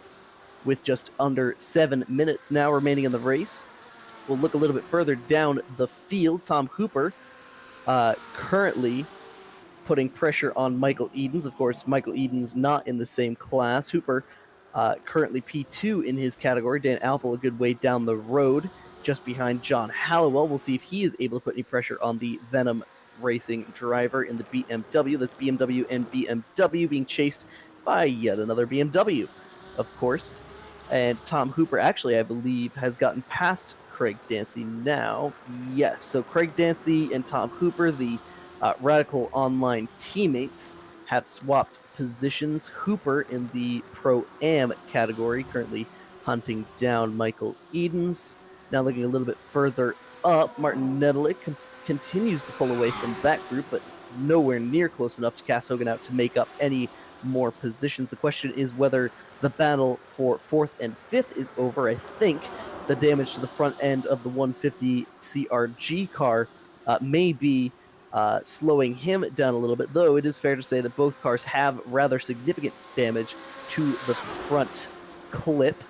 Now, if we look a little bit further down the field, that battle between Stephen Broomfield and Chris Yardley has spread out just a little bit. That battle has, in fact, been going on for the majority of the race, at least the last 30 minutes, as we approach 15 minutes remaining. Danielle Mamano, the leader in the AM category, with a massive lead over his nearest competition, that's Thomas Kuhn, all the way down to the 21st position. Victor Mateos just behind him in the Hyperion Racing Porsche. That is a Pro-Am car. But as we were talking earlier about the significance of Pontecorvi being as close as possible to Thomas Kuhn, Pontecorvi has now made his way onto the AM podium. So this is big because he has now gotten past the BMW number 363 for position. Now he is the first car one lap down and does not look to be in any sort of a position to actually catch and pass Thomas Kuhn. So a significant gap there. However, in terms of his position within class, that could be a really big deal for him in the championship. He may be able to extend his lead a little bit over Thomas Kuhn if nothing changes. Yeah, we will have to see how these things all shake out, because with bonus points and stuff like that, we will have to keep an eye on all of our championships, because they are going to get shaken up by this race here at Monza, but they're still going to remain very, very close as we currently look at the battle between Kiefer McKenna and the car in front of him, which is Owen Blythe, who, of course, well, Owen especially is right up there in the championship fight. He's currently second in the Pro-Am Championship, as McKenna is looking to see if he can make that move. He's going to have to go round the outside, and actually, no, Blythe takes the racing line back into Ascari, so McKenna is going to have to sit behind, displacing Blythe down into fifth position, would really hinder him in the championship, with two strong runners of Alpol and Hooper running up front, getting a boatload of points as we speak, whereas Brumfield and Blythe would not be getting anywhere near as many. It's going to really hurt them if McKenna manages to make this move stick. He's going to be stuck into the slipstream now as they head down the start-finish straight. Blythe trying to break the slipstream as much as possible. He's going to move to the inside now into the Rettifilio chicane. He's got the inside line. He's braking very late, perhaps too late actually, as Blythe goes very deep. He's got to take to the polystyrene chicane. He's got to be very careful not to get any cones or anything trapped in his car. He manages to avoid it, but he will have a slowdown penalty for cutting the chicane as well as losing the positions. So he's going to worry about Ash Russell behind. He's only 2.7 seconds off the back, 2.1 as he's serving that slowdown. To watch the replay as he cuts across the chicane. Russell now is, as they break into the chicane, 1.9 and goes back up to 2.2. So it's around 2 seconds now, the gap behind Blythe. So he's going to be very careful because he's gone down to 5th position, doesn't want to lose any more points. As we see Brumfield now down the inside of, I believe that is the Chris Yardley battle that has been going on for quite a number of laps now. So Yardley still stuck behind Stephen Brumfield there, so he's going to be getting a bit frustrated, but there's not much he can really do, can the Brit. And Brumfield doing a very good job at defending his 7th place position. Once again, a driver trying to keep as many points as he can for his championship campaign, because he needs every last one he can get with how tight all of this is, and with his championship rivals of Hooper and Alpol being up front. As we watch now, Meisner, that is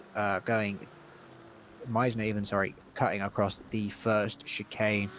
There he's going to get a slowdown penalty and have to return that position.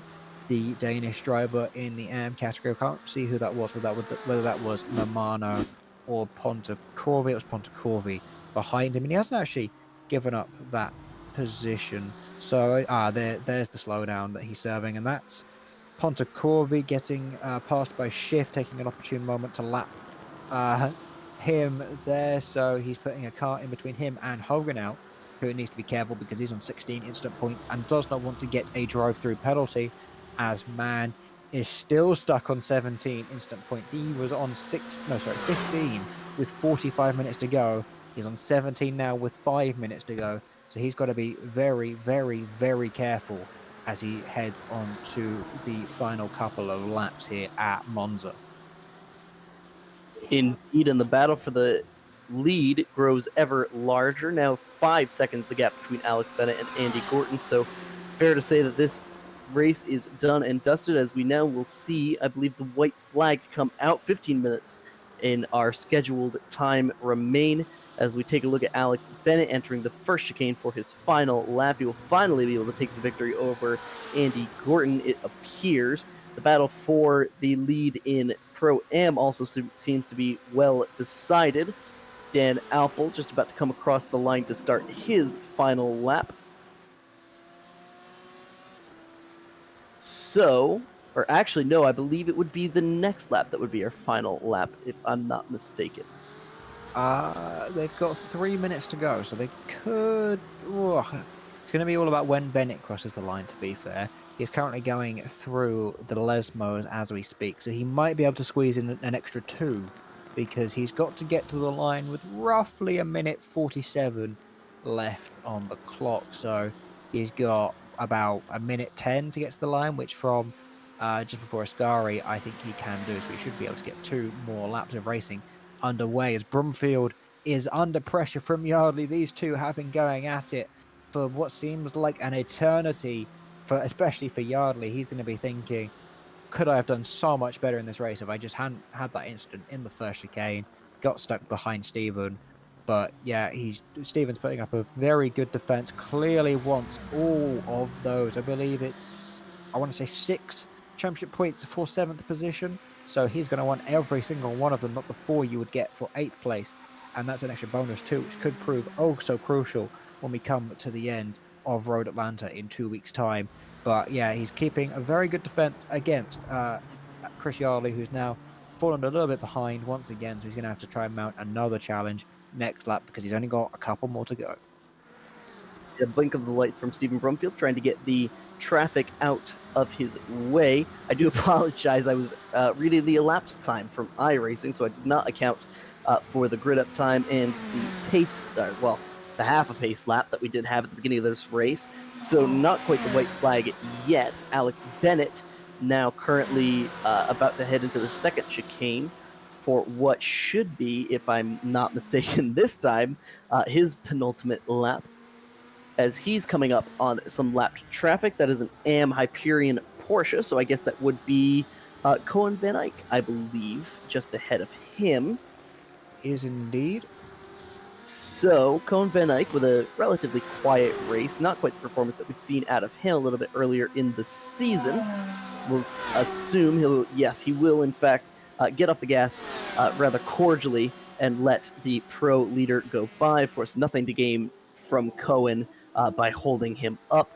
4.6 seconds the gap now between Alex, or the last time across the line, I should say, between Alex and Andy. So Andy's been able to catch up a little bit. Maybe the pace of the Ford getting better as the fuel burns off, but certainly not nearly fast enough to catch up to Alex Bennett, as he will come across the line yet again. And I believe that will start our white flag. We should be going on to the final lap as Right. Bennett comes out of the Parabolica onto the start-finish straight and across the line to start the final lap of this race, coming out of the first chicane now. And this just kind of needs to be a relaxed lap. He's got 5 seconds to the car behind. He's got 10 incident points to play with. He should be good, whereas Mann, who has been lapping a bit off the pace as we speak, probably because of the fact he's sat on 17 incident points and does not want a drive-through, so he's going to be trying to coast it home. He's got 7 seconds behind to shift. Just keep it clean. Don't worry about anything else. Just keep it, bring it home in one piece.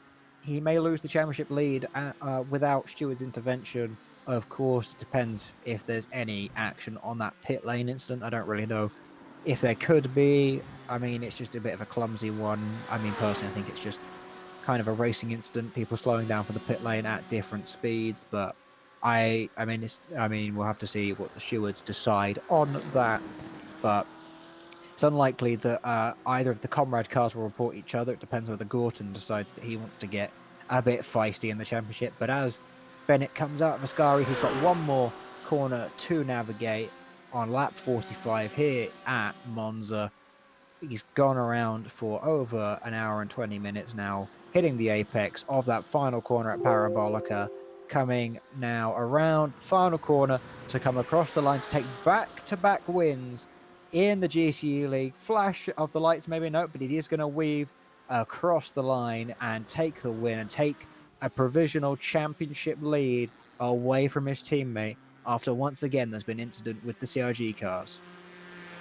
Yes, indeed. So the CRG cars not quite according to plan, but they're still able to recover and make the win. So the top 3 podium finishers in the pro category all the way across the line. Now Philip Schiffkass Hogenhout will come across, and Nedelik now will make his way to the checkered flag. Dan Alpel will now be the next car across the line to take the checkered flag and the win in the Pro-Am category. As we see the battle between Roberto Eduard and Victor Mateos, that is still for position in the Pro-Am category. That's for 9th and 10th. As now up to Tom Hooper have come across the line. Oleksiy Seleznev will confirm his 3rd place finish in the Pro-Am category. Christoph Holstein with a rather mediocre finish in the 9th position in class. Kiefer McKenna will get 4th, followed by his teammate Owen Blythe in 5th. Ash Russell, I should say. Daniel Mamano will be the next to come across the line. He takes the checkered flag for his win in the AM category with a dominating performance from the Italian, driving a Ferrari, winning at Monza. How appropriate that is. Stephen Brumfield will be the one who is able to, he is able to prevail over Chris Yardley, those two having battled for the majority of the race. Victor Mateos will be next across the line, and he will be able to hold off Roberto Edouard. Thomas Kuhn will come home second place in the AM category, followed by Alessandro Pontecorvi, so that championship grows ever closer. One other interesting one was the two Radicals teammates of Dancy and Hooper separated by 0.005 of a second across the line. Dancy just taking the position off of his teammate, obviously not in class, but an overall position nonetheless. So before we go to our interviews, we'll take a look at the final race results. And with our race results here, Alex Bennett will take the win, followed by Andy Gorton and Blair Mann. That will be your podium in the Pro category. In Pro-Am, Dan Alpel, Tom Hooper, and Oleski Seleznev. Following that will be Danielle Mamano, Thomas Kuhn, and Alessandro Pontecorvi, who will take the final step of the podium in the AM category. Now, before we get into any of our interviews, let's take a look at our championship standings.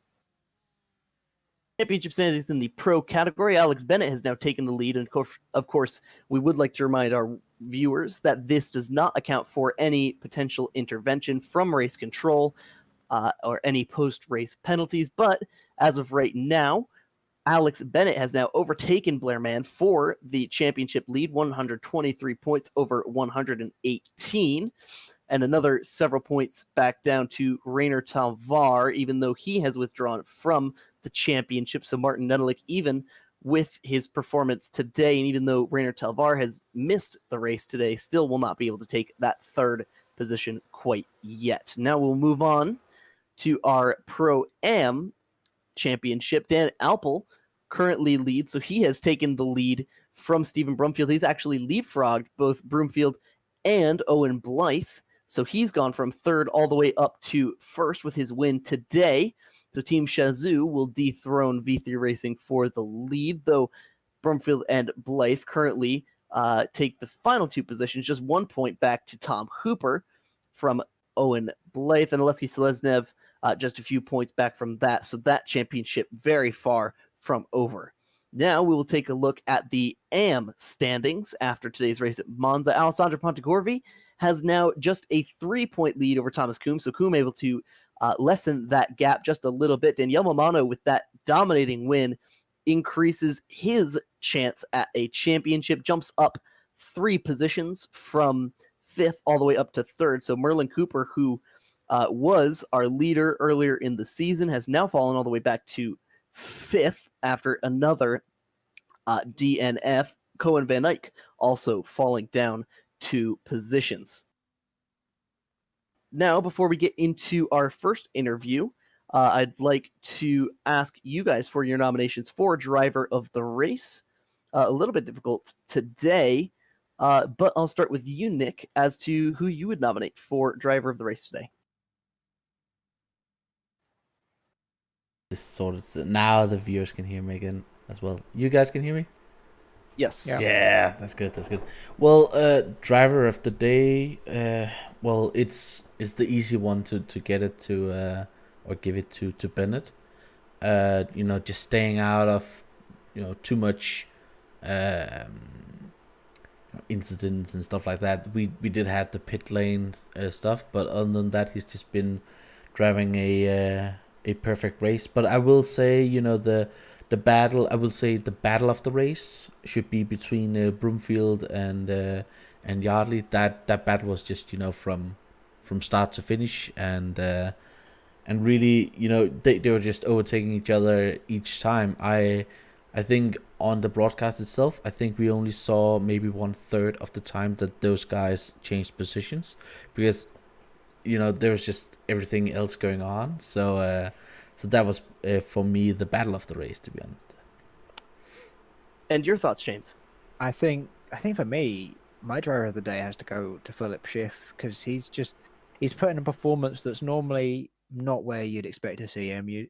Obviously, he has been recently promoted to the pro category, but since then he's been finding tough times, I think, out there. He's not really had too many outstanding performances, but this has been a very exceptional job from him to get up into very close to the podium, only 7 and a bit seconds away from that P3 position. So I think for me, I think that was a very good job from him, and I think that's why he gets my driver of the day vote. And for myself, I have to agree with Nick on Alex Bennett. Despite having contact and things not really going his way, he was very patient, waited for the mistake from Nedelik, who clearly had the most overpowered, so to speak, pace of that group, having pulled away by 3 seconds despite the influence of the slipstream. It was still very patient, waited for his right opportunity to pounce, and on top of that was able to make the perfect strategy call to leapfrog Andy Gorton in the pit lane and finally get revenge, so to speak, from the finish we saw in Watkins Glen. And now we will start off our interviews with, let's start with Dan Alpel, shall we? So with us here in the Apex Online Racing broadcast booth, Dan Alpel, our winner in the Pro-Am category. Congratulations, Dan. Thank you. Good afternoon to you. Well, we're happy to have you up here in the broadcast booth. We haven't talked to you in a little while. You had a really strong win today, and we're going back and forth with the likes of the Radical BMWs. What was it like out there with the varying conditions and how challenging the track was? Well, last week I lost to Tom basically because I screwed my pit stop and overshot it by a bit, which lost me the draft. So we've been going back and forth for the last 2 races now, 3 races even, I think.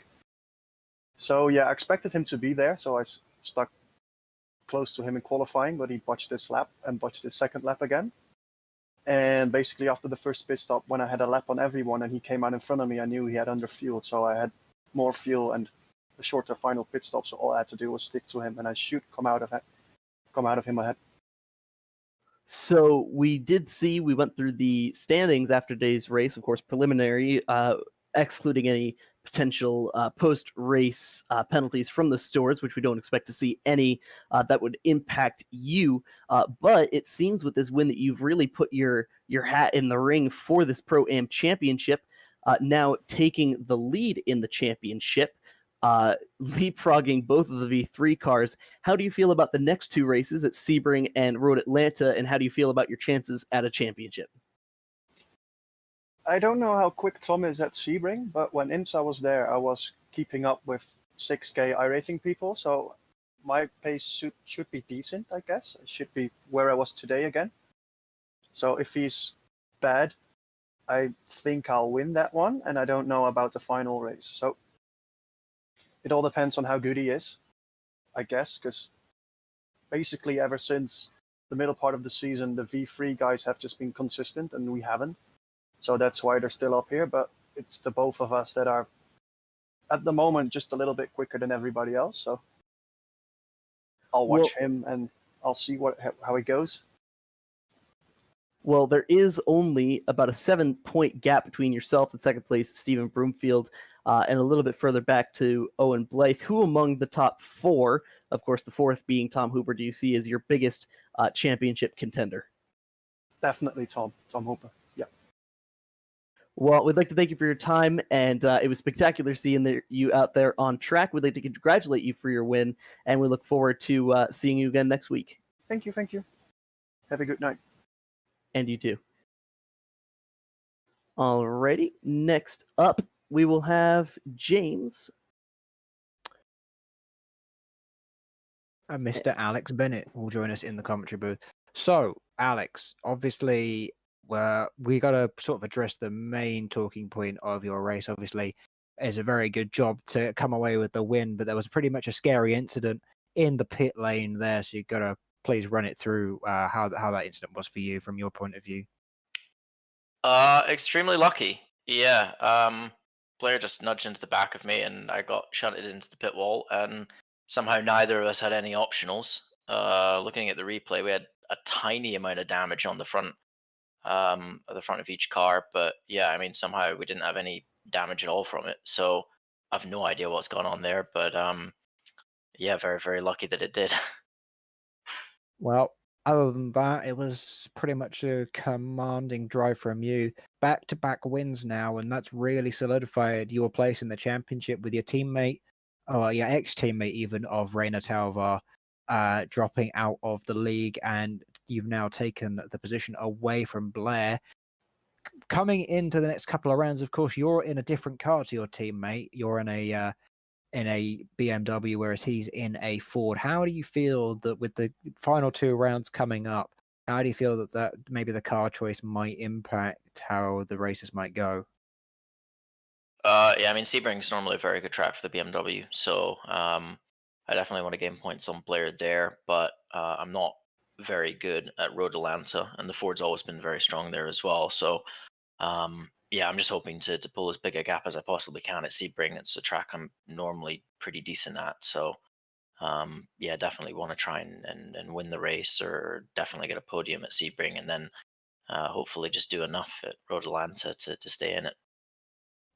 Very good job from you today as well. And yeah, we'll be hoping that you can maybe, if you're, like you say, have troubles at Road Atlanta, as long as you can try and get some points in Sebring, we could be looking for a very, very close championship fight. And we wish you all the best in your championship efforts. Thank you. Now, yeah, okay, sorry, there were people joining and leaving the commentary box, but who should we talk? Who should we talk to next? Should we bring in Thomas? So Thomas Kuhn now joins us in the commentary booth, and now second place in the championship. You've kind of been closing the gap to Alessandro. So how do you think you're going to be able to close that gap and overtake him for the championship? I think it's really a case of what I did today. I didn't really have the pace to even get close to fighting for the win. Daniele was far too quick, but just trying to keep out of trouble, especially in the early laps when it was a bit chaotic. Yeah, it's just really a case of trying to stay out of trouble and gain as many points as I could on Alessandro. You and I talked a little bit about how you felt about the next couple of rounds in the championship on the paddock before the race. Tell the people at home what you think your biggest challenge will be to try to win this championship in the next 2 American rounds. Well, I think Road Atlanta is going to be quite a tough one. I've never really liked the track, and I've always struggled for pace there. So I've just got to hope, really, that I can stay out of trouble there and try and gain as many points as I can. Sebring's not too bad a track for me, so I'm hoping to do quite well there. But yeah, it's really just a case of trying to maximize the points in Road Atlanta, and hopefully that'll be enough. Well, it's been a pleasure seeing you come from just being a reserve driver to now being well into the championship fight, and we wish you the best of luck the rest of the way. Yep, thank you. Well, I think that's all we have for tonight. Unless either of you gentlemen have something else you'd like to add, I think we're about ready to end the broadcast. Anything from either of you guys? I don't think there's anything from me other than the fact that please make sure to tune in for the final 2 rounds. This is the same spot. It will be the same spot as today, 7:30 UK time on a Monday evening. There'll be 2 rounds, one next week, one the week after. As you can see with the championship standings that have been up on your screen as we've been doing the interviews, it's still all to play for in the coming rounds, and I think for the viewers at home, that's what they need to be aware of. Well, as James said, please be sure to join us over the next 2 weeks to see how these championships will turn out. It's been a pleasure having you along with us, and we'd like to thank you for joining us in the Apex Online Racing broadcast booth. I'd like to thank my colleagues, Nick Domino and James Clay, and on behalf of them and myself, Brayden Hill, we'd like to thank you for joining us, and we hope you have a great night.